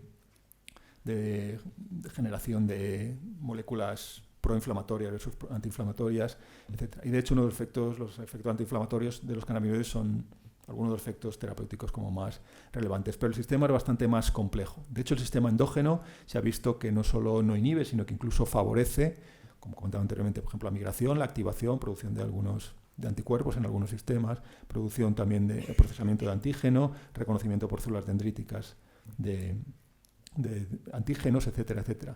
Entonces, es altamente complejo. Otro terreno en el que se está también empezando a mirar un poco es en las interacciones en el cáncer entre las células tumorales y las células inmunes, que bueno, es un tema muy de actualidad, pero con la cannabinoides todavía estamos un poco en pañales, pero ya se empieza a ver que es una relación altamente compleja. En general, todo el mundo asume, así simplistamente, repito, que los cannabinoides van a inhibir la inmunidad innata, van a inhibir también la inmunidad adquirida, aunque no tan marcadamente. Suelen considerarse también de forma simplista como que disminuyen la capacidad inmune antitumoral, pero por ejemplo en estudios que hemos hecho también nosotros en el terreno del cáncer, nosotros observamos tanto en ratones inmunocomprometidos como como inmunocompetentes, observamos efectos antitumorales y no nos parece realmente que sea una acción primaria dentro de la acción de los cannabinoides sobre el crecimiento tumoral. Tiene un tema complejo, pero sí, claramente es un tema también a tener en cuenta. Y, por ejemplo, en el cáncer, si se intenta combinar, no ya como antitumoral, sino como paliativo, los cannabinoides con pacientes que estén recibiendo inmunoterapias o que estén recibiendo cualquier tipo de terapia biológica, digamos, no digamos ya terapias experimentales celulares que impliquen el sistema inmune, pues es algo a tener en cuenta, es algo a considerar y desde luego hay que tener precaución, yo creo, en combinar en enfermos de cáncer que estén siendo tratados con terapias dirigidas al sistema inmune, utilizar cannabinoides. Yo creo que hay que hacerlo con moderación y con dosis escaladas. Perdón, esto se me ha ido. Tenía aquí una. Con dosis escaladas y con regímenes muy de monitorización de los pacientes. Creo que hay que tener cuidado con eso. Sí, bueno, mi pregunta era en el mismo sentido y la has respondido ampliamente, porque el sistema es complejo y sí, es muy complejo. En inmunoterapia... Pues, sí, en inmunoterapia creo que es un caso concreto en el cual todavía hay mucho que aprender y hay mucho que aprender y mucho que hacer. Con precaución. Y la única cosa que no has respondido, que no has dicho, es si se sabe algo de la influencia que pueden tener los endocannabinoides en la resolución, no solo la resolución de la inflamación, sino el tissue repair, la reparación de tejido. Sí, eso se sabe. Lo que es la reparación, esa es muy buena cuestión. Lo que es la reparación no está tan bien definido, pero en la resolución sí que hay algunos estudios, tanto macrófagos peritoneales y en células de microlía, donde sí que se ve que la inmunidad Th2 y los procesos resolutivos están favorecidos por los endocannabinoides. Pero lo de la reparación es un aspecto muy, muy interesante que no está tratado. Sí. Buenas. Siguiendo el hilo, en enfermedades como la artritis reumatoide, por ejemplo, el uso de cannabis es más bien para regular esa respuesta inmunitaria excesiva o bien para paliar solamente el dolor. Bueno, es una combinación. En artritis reumatoide todavía no hay ningún medicamento aprobado, pero los programas de dispensación medicinal sí que lo consideran en todos ellos, en Canadá, en Estados Unidos, en otros lugares, en Israel, etcétera. Y hay bastantes pacientes, no tanto como en dolor neuropático, por ejemplo, otro tipo de dolor crónico, pero sí que hay bastantes pacientes que lo utilizan. Y es un componente, claro, es difícil separar los dos componentes porque es un dolor característicamente inflamatorio y por tanto, digamos, el aspecto inmune está íntimamente relacionado con el dolor. Pero sí se supone que es un efecto paliativo, que los cannabinoides producen un efecto paliativo sobre la respuesta algésica, sobre la respuesta de dolor. Y quizá los cannabinoides, por su efecto inmunomodulador, podrían de alguna manera alterar la progresión de la enfermedad. Pero esa segunda cuestión, que sería más interesante, obviamente, todavía no está determinada. Pero sí que el efecto paliativo sí está bien descrito. Claro, justo iba por ahí, ¿no? Sí. Casi todos los fármacos que se usan en esta enfermedad son anti-TNF. Sí, y no sé si hay estudios suficientes como para usar a la vez los cannabinoides o... Todavía no, pero es una línea de trabajo abierta. Pasa igual con la esclerosis múltiple. No tenemos ninguna evidencia todavía en pacientes de que los cannabinoides afecten a la progresión de la enfermedad. Sí que atenúan algunos síntomas, esencialmente la espasticidad y el dolor neuropático. Pero si los cannabinoides teóricamente pueden controlar la respuesta inmune, pueden proteger a los axones de desmielinización, pueden evitar una respuesta gliótica exacerbada, etcétera, que eso sí se ha observado en modelos animales, todavía no lo sabemos en pacientes. El efecto, digamos, sintomático sí que está bien definido, pero el efecto de bloquear o atenuar al menos la progresión todavía es algo abierto que se está claramente investigando.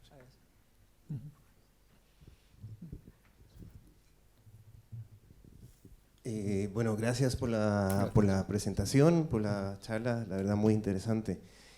Cambiando un poquito la línea, pero igual siguiendo el título, ¿no?, de la presentación, tal vez podrías hablarnos un poquito de qué vendría a ser una especie de síntesis, ¿no?, entre droga y fármaco, tomando en cuenta, y te he escuchado hablar de enteógenos, ¿no es cierto? Y tal vez si es que, tal vez, ¿qué piensas tú en el tema del autocultivo y de personas adultas, ¿no?, con una intención adecuada, en un contexto adecuado, usarlo más bien como en algo que vendría a ser una síntesis, ¿no?, entre droga y fármaco, y tal vez un poquito con esto que habías mencionado de enteógenos?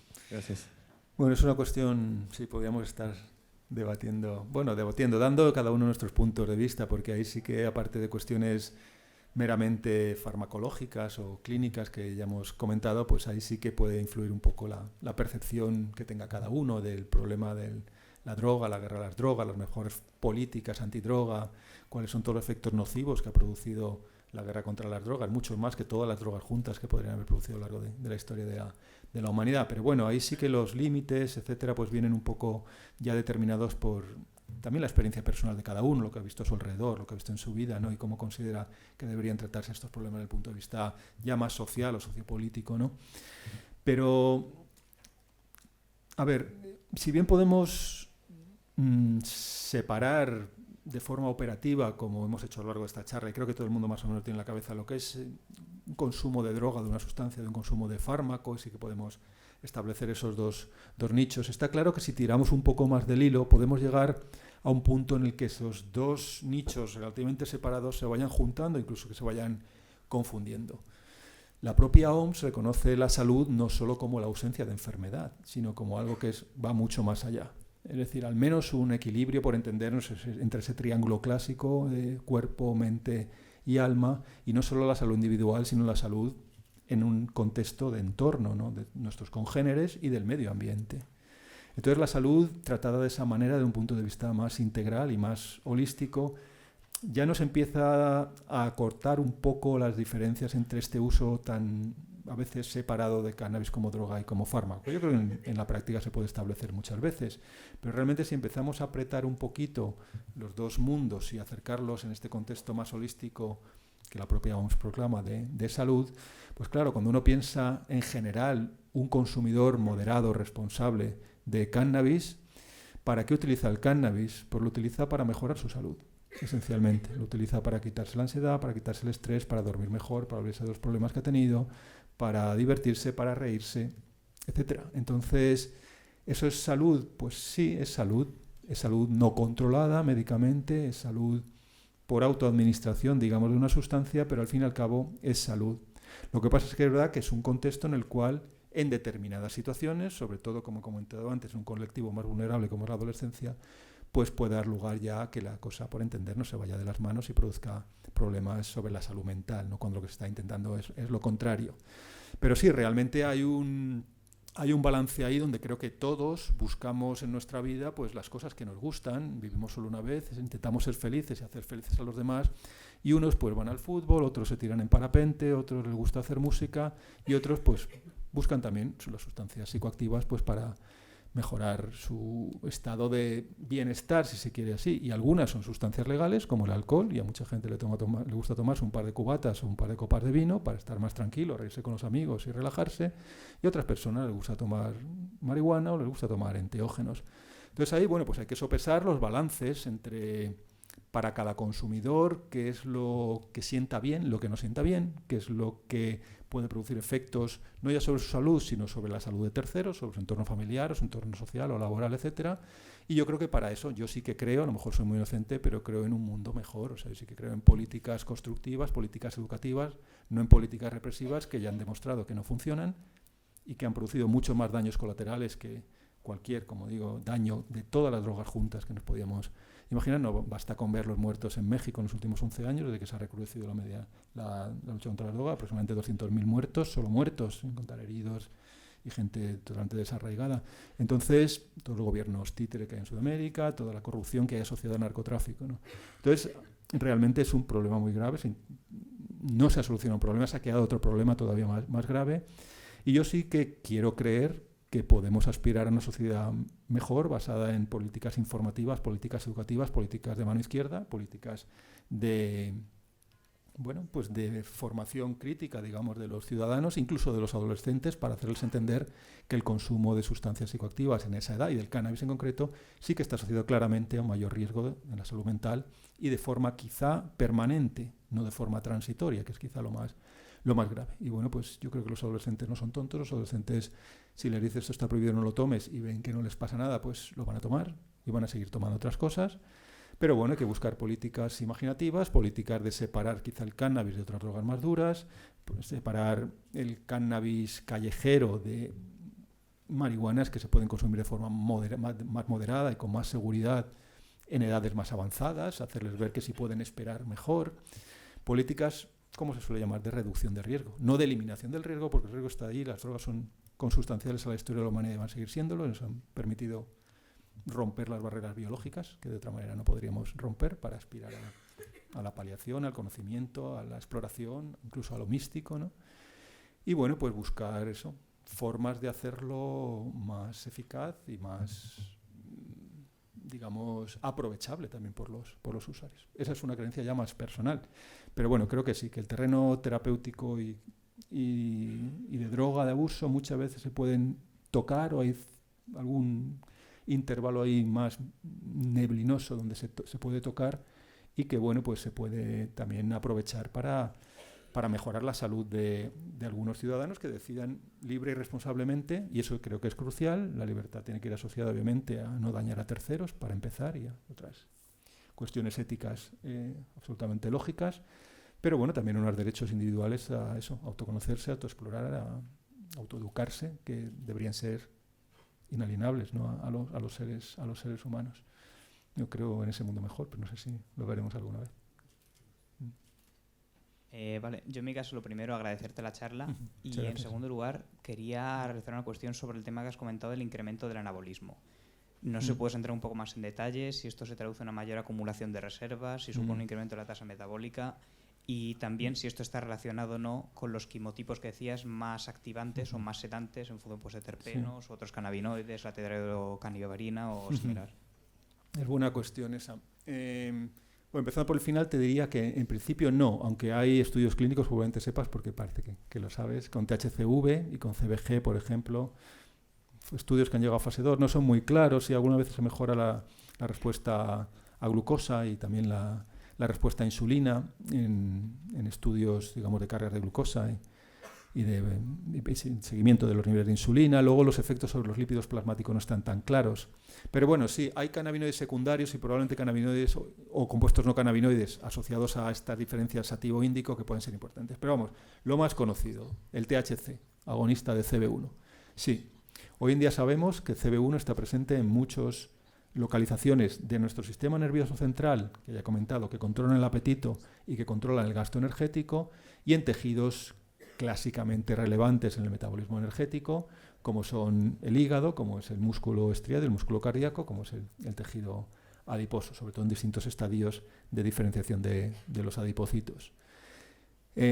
Como veo que sabes del tema, los receptores cannabinoides son receptores acoplados a proteínas G, y normalmente, casi siempre, no siempre, pero casi siempre se acoplan a proteínas G inhibidoras, y por tanto disminuyen la actividad de la vía del AMP cíclico con la proteína quinasa, que como sabes es una vía clásicamente catabólica en el organismo. Por tanto, ya para empezar, los receptores cannabinoides sí que tienen conceptualmente, y se ha visto experimentalmente, un efecto inhibidor sobre esa vía catabólica, y por tanto una mayor derivación, digamos, del metabolismo hacia el anabolismo. Sí, se han visto, hay estudios que están bastante bien hechos de cómo el receptor CB1, modulando esta vía del AMP cíclico, también modulando AMP quinasa, por ejemplo, controla la lipogénesis en hígado, controla la lipogénesis en tejido adiposo, controla la síntesis de glucógeno en hígado y músculo, y cómo modula también la captura de glucosa.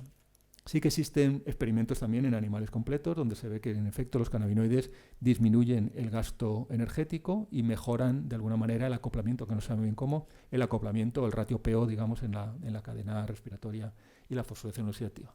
Los cannabinoides también disminuyen la expresión de la UCP1 y de otras proteínas que están implicadas en disipación energética. Entonces sí que hay un buen, digamos, no diría excelente, pero un buen conocimiento preclínico en sistemas celulares y de animales de laboratorio de cómo los cannabinoides fomentan el anabolismo a expensas del catabolismo, y eso tiene una cierta repercusión, aunque en humanos hay menos estudios, en lo que hemos comentado antes, en tratar de promover la ingesta y de inhibir el gasto energético en situaciones de caquexia. Sí que hay estudios también con voluntarios humanos donde se ven efectos parecidos, pero obviamente no están tan desarrollados como los estudios preclínicos. Pero sí, y se saben relativamente bien las vías de señalización, y es un aspecto bastante en boga hoy en día y que dará lugar seguro a a nuevas posibles aplicaciones terapéuticas o a una optimización de las que ya se tienen hoy en día.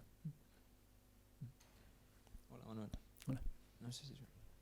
No se oye. Vamos, te oigo porque estamos aquí cerca, pero... Sí, está. Sí.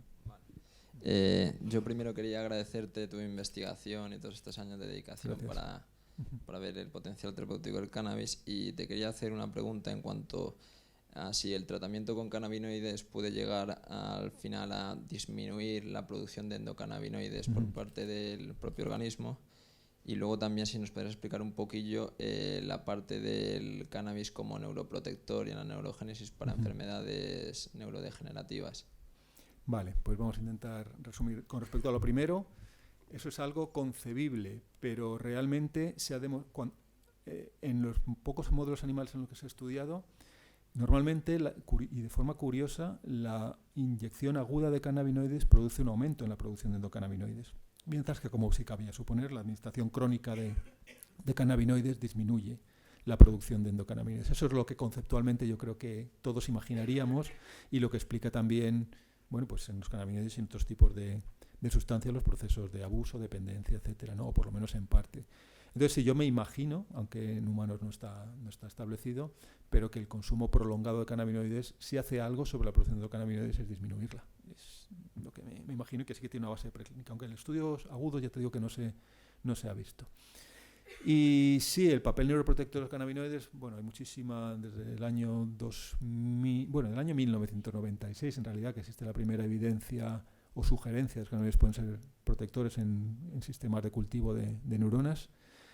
Ha habido muchísima investigación, nuestro grupo empezó también hace como 10 años en este terreno, y sobre el papel, basado en modelos preclínicos, los cannabinoides tienen buenas propiedades bastante prometedoras como agentes neuroprotectores. Por ejemplo, inhiben la excitotoxicidad, inhiben la neuroinflamación, inhiben el estrés oxidativo, y son capaces, en modelos también prolongados de neurodegeneración crónica, en modelos de Alzheimer, en modelos de enfermedad de Huntington, son capaces de atenuar la pérdida neuronal, la atrofia de algunos núcleos cerebrales, son capaces de mejorar la sintomatología de la enfermedad, etc. Es decir, los modelos preclínicos son muy prometedores. Ahora, nos estamos enfrentando a uno de los grandes enemigos de la salud de la humanidad, que son las enfermedades neurodegenerativas. Y no hay que echar las campanas al vuelo. Es decir, hay que ser muy cauto, porque realmente hoy en día, ¿qué tenemos que no sea mínimamente, como mucho, paliativo en enfermedades degenerativas? Nada. Todos los estudios muy prometedores que se han realizado, por ejemplo, con antiinflamatorios, con antiexcitotóxicos y con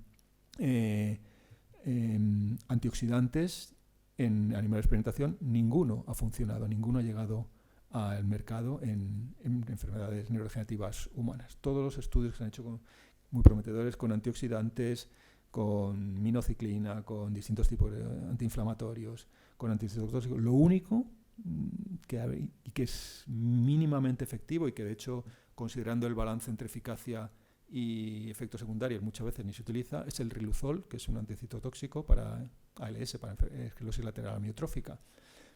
Bueno, es un antiexcitotóxico sucio, no tiene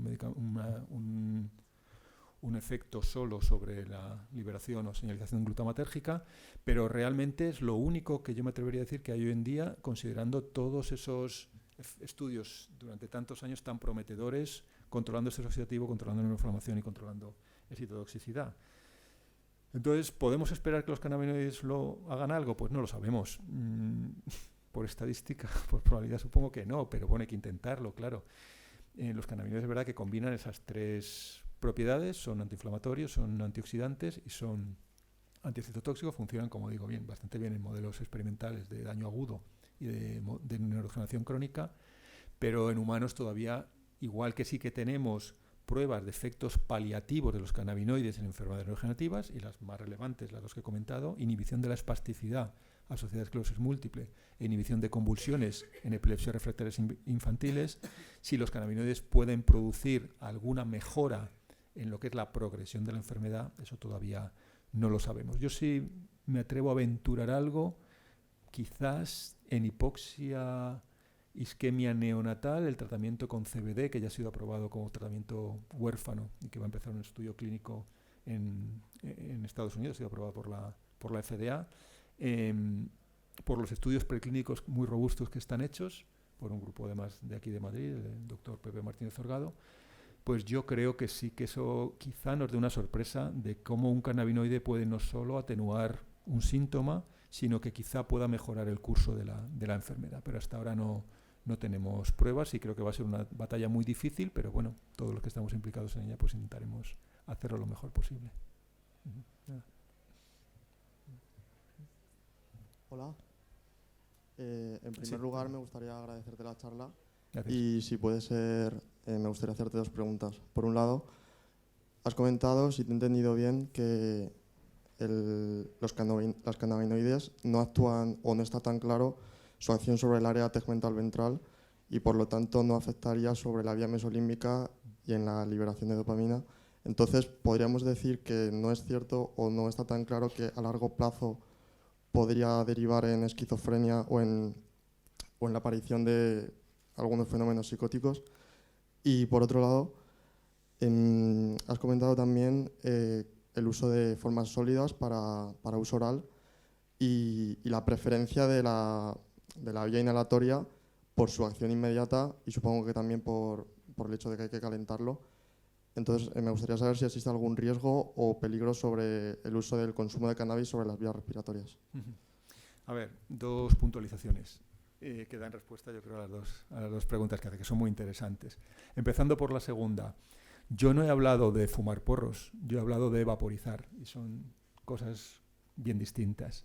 Porque cuando sometes a cualquier planta, me da igual el cannabis que el tabaco que la lechuga, a un proceso de combustión, obviamente estás generando no solo monóxido de carbono, sino que estás generando muchas sustancias potencialmente carcinogénicas que son dañinas para el tracto respiratorio, incluso también para el tracto gástrico, para el tracto digestivo. Y eso es lo que obviamente produce, o sea, el tabaco como planta no produce cáncer, lo que produce cáncer es fumar tabaco. Y lo mismo pasaría para cualquier planta. Entonces, fumar obviamente tiene su riesgo. Uno puede ya discutir, hay muchísimos trabajos sobre eso, si el humo del cannabis es más o menos carcinogénico que el del tabaco, si eso se puede más o menos compensar con que el cannabis se fuma en menos cantidad que el tabaco. Bueno, hay muchísimos estudios. En principio, en una palabra, yo diría que no hay grandes diferencias entre el potencial carcinogénico del humo del cannabis o el humo del tabaco. Hay tendencias, hay estudios que dicen una tendencia en un sitio, otro en otro, no que los fumadores de cannabis retienen más el humo en el tracto respiratorio que el fumador de tabaco. Pero bueno, en general el problema es el humo derivado de cualquier planta. Y la vaporización no es un proceso de combustión, la vaporización es un proceso de nebulización en esencia. Entonces es como si te hicieras unos vaos de eucalipto, por decirlo así, por entendernos. Entonces, cuando se promueve, al margen de que cada ciudadano es libre y responsable, debería serlo para decidir, pero es cierto que si bien en el contexto recreativo lo normal es fumar porros, lo más frecuente me refiero, en el contexto terapéutico, ese concepto de porro terapéutico que se acuñó en los años 90 aquí en España, pues ese concepto ya está bastante en desuso, porque los pacientes lo que hacen es tomar aceites u otras formas de cannabis oral para tratamientos prolongados y luego para brotes lo que hacen es vaporizar, que no tiene los riesgos que supone la combustión en el tracto digestivo y bueno, en general sobre la salud. Tampoco he dicho que los pacientes prefieran una u otra. Lo que sí he dicho es que los medicamentos que tenemos hoy en día solo contemplan vías de administración lentas, mientras que se olvidan, por decirlo así, no tenemos ningún medicamento oficialmente aprobado que suponga una entrada rápida y por tanto un alivio sintomático rápido. Y lo que hacen normalmente los pacientes, más que preferir una u otra, es combinarlas. Normalmente los pacientes toman de forma crónica, prolongada, aceites o cualquier otro preparado similar por vía oral, vía sublingual, pero vamos, por entendernos, vías lentas. Y luego para brotes concretos, brotes de espasticidad, brotes convulsivos, brotes de dolor, etcétera, utilizan la vaporización. Entonces, bueno, lo normal es si disponemos de esos dos medios, de esas dos herramientas, pues lo lógico es utilizar ambas en función de las necesidades de cada paciente.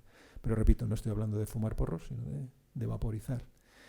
Y volviendo a lo primero, que también es buena cuestión, tampoco he dicho que sea una cosa blanca y negra. Es decir, los estudios en modelos animales normalmente asociados, es verdad, cannabinoides sintéticos más que al propio THC, o a dosis altas de THC, sí que suelen determinar modulaciones a la alta, aunque a veces son a la baja, de dopamina, tanto en el área tegmental ventral como en otras zonas del estriado y de la corteza. Me refería más a los estudios de imagen en consumidores humanos. Normalmente estos estudios de imagen en voluntarios humanos, a los que se le inyecta intravenosamente THC, por ejemplo, digamos que en su mayoría, si los ves en conjunto, los efectos sobre dopamina en el núcleo accumbens son pequeños, son tendencias. La tendencia sí que existe, pero no es tan claro, desde luego, como con los psicoestimulantes o como con el alcohol. Con ese modelo se adapta muy bien a los psicoestimulantes, no también al alcohol y a los opiáceos o a la nicotina, pero de manera razonable, por lo menos en parte. Pero el cannabis, en la práctica de lo que es el Homo sapiens, digamos, el ser humano que consume, no tanto. Primero, por lo que digo, por esos efectos agudos que no son ni mucho menos tan notorios como el caso de la cocaína, por poner un ejemplo. Y segundo, otra de las predicciones, obviamente, de la hipótesis dopaminérgica mesolímbica, es que el consumo prolongado disminuye la capacidad aguda de las células de la tegmental ventral de producir dopamina en el núcleo accumbens. Y eso tampoco se ha visto tan claramente con los consumidores crónicos de cannabis. Es mucho más claro en los consumidores crónicos, por ejemplo, de anfetaminas o de cocaína, de psicoestimulantes, pero no con el cannabis.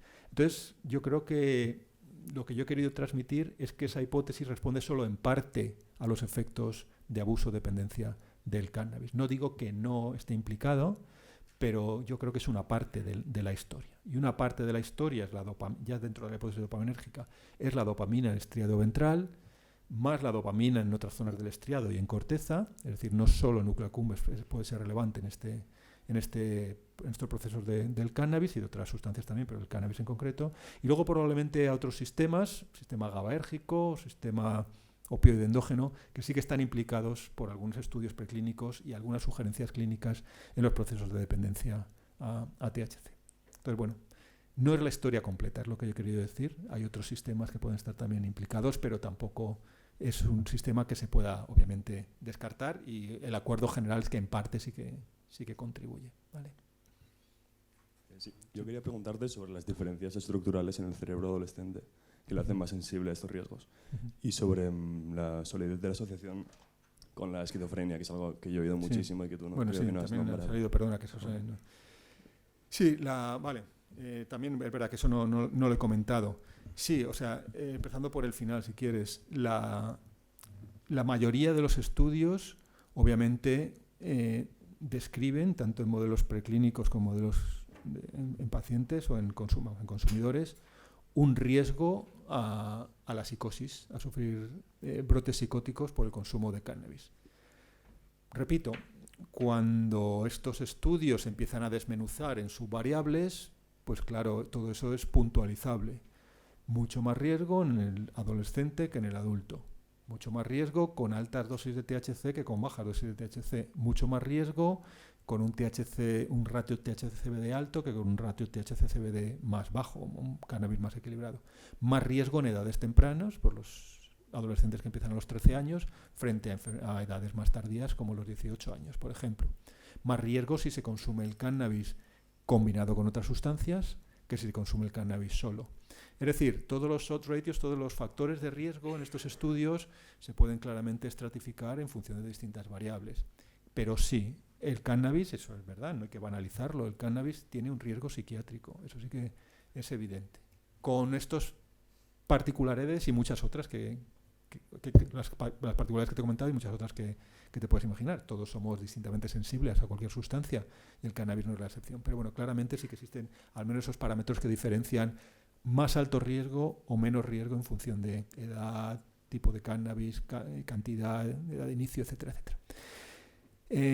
Esquizofrenia, sí, existe una relación en la mayoría de los estudios entre consumo de cannabis, edad de inicio en el consumo de cannabis, cantidad de cannabis que se ha utilizado en el consumo, cantidad de THC, eso hay menos estudios porque ha sido ya más posterior, pero sí que también indicios de que el ratio THC-CBD es importante o no en establecer estos factores de riesgos. Pero sí, también hay estudios que sugieren que incluso el consumo adulto, en edades que ya se consideran adultas, ya en 20, 22 años, empezando en esa edad, también se mantiene un mayor riesgo de esquizofrenia. Ahora, pues, como decía antes, son billetes que compras para la lotería. Puedes estar jugando toda tu vida 20 números a la lotería y no te toca nunca, y un día juegas un número y te toca, pues también puede ser con el cannabis. Y la psicosis o incluso el riesgo de esquizofrenia. Puede haber un consumidor altísimamente sensible que tiene una primera experiencia psicótica con el cannabis y que eso quizá le determine a tener más susceptibilidad a sufrir psicosis y a larga quizá esquizofrenia. La esquizofrenia es un cuadro clínico muy complejo y a veces también se incluyen en esquizofrenia muchos otros síndromes parecidos que no están también caracterizados en términos patológicos y sintomáticos, ¿no? Pero sí, el cerebro, ahora vemos si quieres por qué, el adolescente es más sensible a psicosis cannábica y esquizofrénica que el adulto. En ambos casos existe un riesgo, pero claramente el riesgo es mayor en adolescencia. ¿Cómo es el riesgo comparado con otros factores? Bueno, pues por ejemplo es menor que el riesgo genético. O sea, tener un hermano con esquizofrenia es más riesgo, es un factor de riesgo claramente más alto que el consumir cannabis. Hay factores étnicos, también factores sociales, hay factores también que no están muy bien definidos, pero que están asociados, por ejemplo, a haber sufrido algún tipo de infección o de enfermedad en alguna etapa temprana de la vida. Hay muchos estudios que determinan pues no solo esos factores de riesgo, sino cuantitativamente intentan concretar. Pues esto tiene un riesgo de 3 veces, esto un riesgo de 20 veces, esto un riesgo de 2 veces. Entonces, bueno, pues el cannabis es un factor de riesgo menor que el riesgo genético, por ejemplo, pero mayor o similar a algunos rasgos étnicos o de consumo de otras sustancias. Y el cerebro del adolescente o del niño, ¿por qué es más sensible? Pues es muy fácil de entender. Cuando nosotros nacemos, nuestro cerebro pesa aproximadamente 1/3 parte de lo que pesa en el organismo adulto. La inmensa mayoría de las neuronas están ya formadas, pero las neuronas no están ramificadas todavía. Todavía tenemos muchos procesos de fasciculación axónica y de generación de terminales de neuritas, etcétera, que tenemos que culminar a lo largo de esos primeros 20-25 años de vida. Entonces tenemos, digamos, plantados los árboles con sus principales ramas, pero todavía nos queda el crecimiento de todas las ramas, el establecimiento de conexiones, etcétera.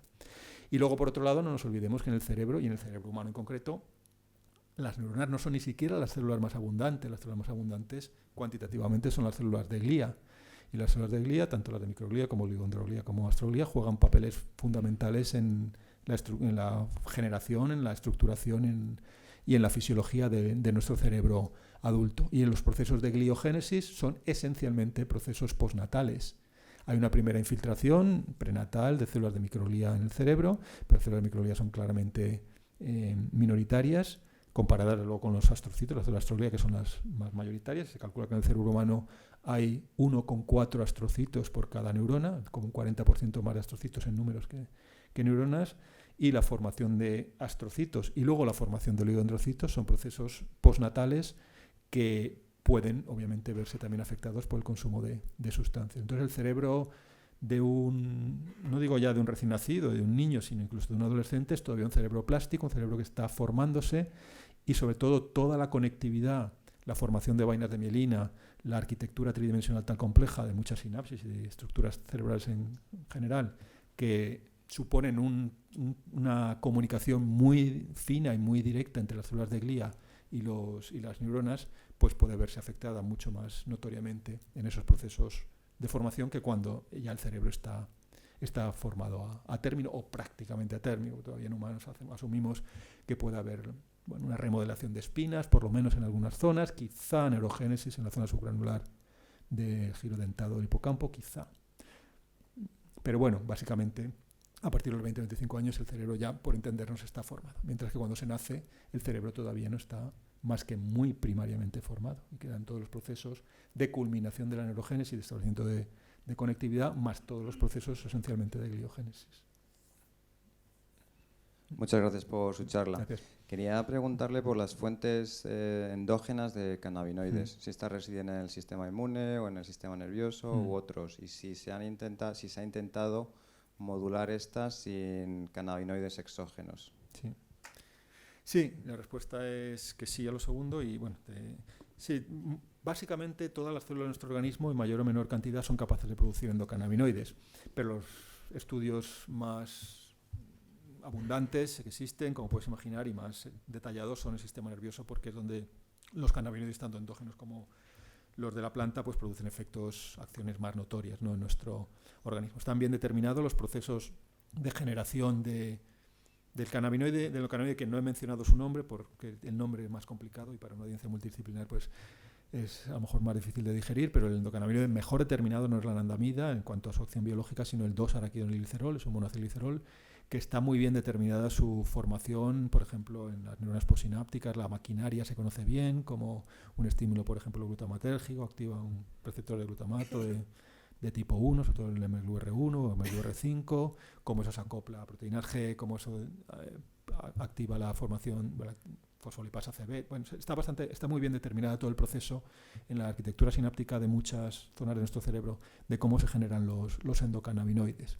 La anandamida también, de hecho, la anandamida se descubrió antes que el 2-araquidonilglicerol, se determinó antes su proceso de síntesis, pero cómo se asocia a la actividad sináptica no está tan claro como para el 2-AG. Digamos que luego el 2-AG ha adelantado a la anandamida en cuanto a sus mecanismos, al conocimiento de sus mecanismos moleculares. Células del sistema inmune, por ejemplo, los macrófagos producen, y la microglía en el sistema nervioso producen altísimas cantidades también de endocannabinoides. Se conocen también relativamente bien los procesos de síntesis. Sí, digamos que en los últimos 20 años se ha armado un cuerpo académico bastante sólido para entender cómo se generan los cannabinoides molecularmente, qué estímulos los producen, cómo llegan a sus dianas de acción y cómo actúan a través de los receptores CB1 o CB2. Y otros receptores quizá que no he mencionado, pero que están más en discusión. Sí, se ha intentado también modular. Claro, es una estrategia farmacológica muy frecuente que se ha utilizado muchísimo en farmacología en general y en neurofarmacología sobre todo. En vez de utilizar agonistas directos frente a un receptor, que son menos selectivos porque van a inundar el cerebro y van a actuar sobre todas las zonas, que van a tener un tiempo de permanencia en la sinapsis muy elevado, que no se van a producir de forma dependiente de estímulo, etcétera, pues vamos a intentar modular, inhibir, por ejemplo, las enzimas de degradación. Vamos a intentar inhibir las enzimas de degradación de monoaminas para elevar los niveles de monoaminas y tener una respuesta, por ejemplo, en depresión mayor, por poner un ejemplo. Entonces, esa aproximación terapéutica en animales de experimentación se ha trabajado mucho con cannabinoides. Existen buenos inhibidores de las dos principales enzimas de degradación de los endocannabinoides, una para la anandamida y otra para el 2-AG, y sí se pueden administrar estos compuestos a los animales. Se ve que la anandamida y el 2-AG se elevan en los lugares donde tienen que elevarse en ese contexto fisiopatológico. Todo encaja muy bien. Ahora, la traslación a la clínica todavía está en pañales, por no decir que prácticamente desechada. Hubo un ensayo clínico, no sé si lo leísteis, hace 1 año y medio aproximadamente en Francia, donde un inhibidor de la enzima ácido grasoamida hidrolasa, que es la principal enzima de degradación de la anandamida, pues dio lugar a casos muy graves, a un muerto y a varios muertos cerebrales, digamos, ¿no? Y es muy probable que eso no tuviera que ver con la inhibición de esta enzima, que fuera un off-target, lo que fuera, pero la realidad es que todas las compañías que tenían programas de desarrollo de inhibidores de FA y casi también de monoacilglicerol-lipasa, que es la enzima que degrada el 2-araquidonilglicerol, pues se han parado por precaución y se han parado porque los inversores ya no quieren invertir ahí, etcétera. Entonces, sí, sobre el papel es una aproximación prometedora, pero se ha quedado un poco castrada, digamos, por este ensayo clínico que fue realmente muy dramático. En el futuro, pues probablemente lo veamos, pero va a haber tiempo para tal. En general, la química médica sobre cannabinoides ha sido un campo súper activo y desde los años 80 aproximadamente se han empezado a sintetizar cannabinoides sintéticos, más o menos selectivos del receptor 1 del 2, antagonistas del receptor 1 del receptor 2, agonistas parciales, agonistas inversos, moduladores de las enzimas de degradación. Es decir, hay muchísimas herramientas que hoy en día tenemos a nuestra disposición para trabajar con animales de experimentación, con células, etcétera. Pero nada de eso ha llegado a la clínica. Todo eso se ha quedado en el camino por distintas razones. Los agonistas CB1 porque producen efectos psicoactivos muy fuertes. Los agonistas CB2 porque producen una eficacia bastante menor en los modelos en que se han probado en humanos, que yo creo que no fueron los adecuados, porque probaron en modelos agudos, experimentales de dolor, y donde podrían funcionar yo creo en modelos sostenidos. Pero bueno, en cualquier caso, las preparaciones crudas de marihuana, como tienen THC, tienen CBD y tienen otros componentes, digamos que atacan el componente sobre todo inflamatorio del dolor desde muy distintos puntos de vista. Y la compañía, de hecho, que diseñó los ligandos CB2 selectivos, que fueron ensayo clínico hasta fase 2, que fue una compañía de Israel, ahora se dedica a producir cannabinoides, digamos, preparados medicinales de cannabis, porque han visto que los efectos analgésicos, por ejemplo, en artritis reumatoide y en otros tipos de dolor inflamatorio, son mucho más mensurables, mucho más importantes cuando estás utilizando preparados relativamente crudos de del cannabis que cuando utilizas un ligando selectivo de CB2. Los inhibidores de FA y Maglipasa, ya te digo, los de FA se han caído por esto y los de Maglipasa creo que van a llevar la misma vía, y los antagonistas, probablemente conozcas el Rimonabant, el antagonista de CB1, pues también se tuvo que retirar del mercado. Estuvo 2 años aprobado por la FDA, por la EMA, y no fue aprobado al final por la FDA porque tenía efectos psiquiátricos muy, muy importantes, ¿no? Es verdad que clínicamente sí producía un aumento de la ingesta, producía una atenuación del metabolismo, conseguía disminuir moderadamente, pero bueno, conseguía disminuir algo el peso corporal y el diámetro abdominal, etcétera, pero bloquear el sistema cannabinoide, un sistema que se supone que en parte está implicado en mantener un estado de ánimo, pues un estado de salud vital, digamos, elevado, pues realmente produjo efectos psiquiátricos muy negativos, hasta incluso con suicidios en algunos pacientes, y por tanto, pues ahí está claro que los efectos secundarios superaron en la balanza los efectos terapéuticos. Entonces hoy en día, por suerte, por desgracia, solo tenemos los compuestos de la planta en la farmacología cannabinoide. No tenemos compuestos sintéticos, más que anecdóticamente la nabilona, que es un agonista sintético de CB1 que produce los mismos efectos, está indicado por la FDA para las mismas enfermedades que el THC y que otros cannabinoides de la planta, pero como digo, al ser un agonista bastante potente de CB1, es muy difícil dosificar los efectos terapéuticos con los efectos secundarios, porque cuando los pacientes tienen un efecto terapéutico buscado, tienen al mismo tiempo efectos secundarios ya poco tolerables. Entonces, bueno, para bien o para mal, tenemos que jugar con la planta, con las combinaciones que nos ofrece y con la personalización lo más optimizada para los distintos pacientes. Sí, por aquí te quería, bueno, muchas gracias por la presentación y te quería preguntar cuáles son los posibles riesgos, por ejemplo, asociados al consumo de spice drugs, de las cannabinoides sintéticos actuales que se están, bueno, que de vez en cuando se van modificando, se van creando nuevos compuestos. Sé que hay, por algún artículo, que hay descritos efectos muy peligrosos, algún infarto, y quería saber tu opinión.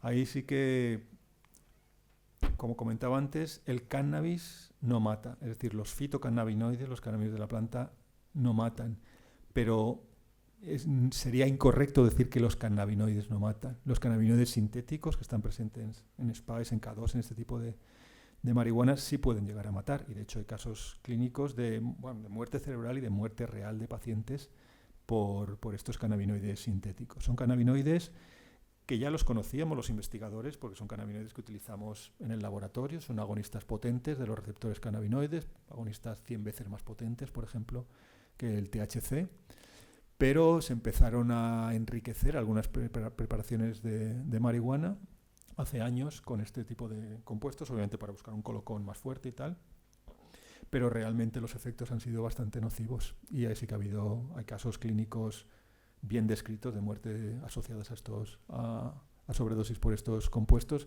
muchos malos viajes, muchos brotes psicóticos, muchos efectos cerebrovasculares importantes. Y sí, vamos, desde luego yo no sé a qué mente se le puede ocurrir haber hecho eso, pero con todo lo que conocemos hoy en día es algo absolutamente desrecomendable. Son compuestos de muy alto riesgo, no solo psiquiátrico, sino cerebrovascular, incluso alto riesgo neurotóxico, ¿no? Entonces, bueno, yo no sé si te ocurre probar, yo no los probamos, me parece una locura tomar eso, porque está muy bien descrito además, y quizá la única parte positiva es que tiene un efecto aversivo bestial, o sea, por lo que reportan los consumidores que lo han tomado y que han salido adelante, no se les va a ocurrir tomarlo probablemente ninguna vez en su vida, porque son sustancias muy altamente intoxicantes, ¿no? Bien, pues yo creo que ha estado, ya es bastante tiempo, no hay más preguntas. Agradecer de nuevo a Manuel Guzmán esté con nosotros en el Encuentro Complutense, que en breve, ya he hablado con él, no tardaremos mucho en hacer otra, quizá en febrero o marzo, y gracias a todos por vuestra presencia. Muchas gracias.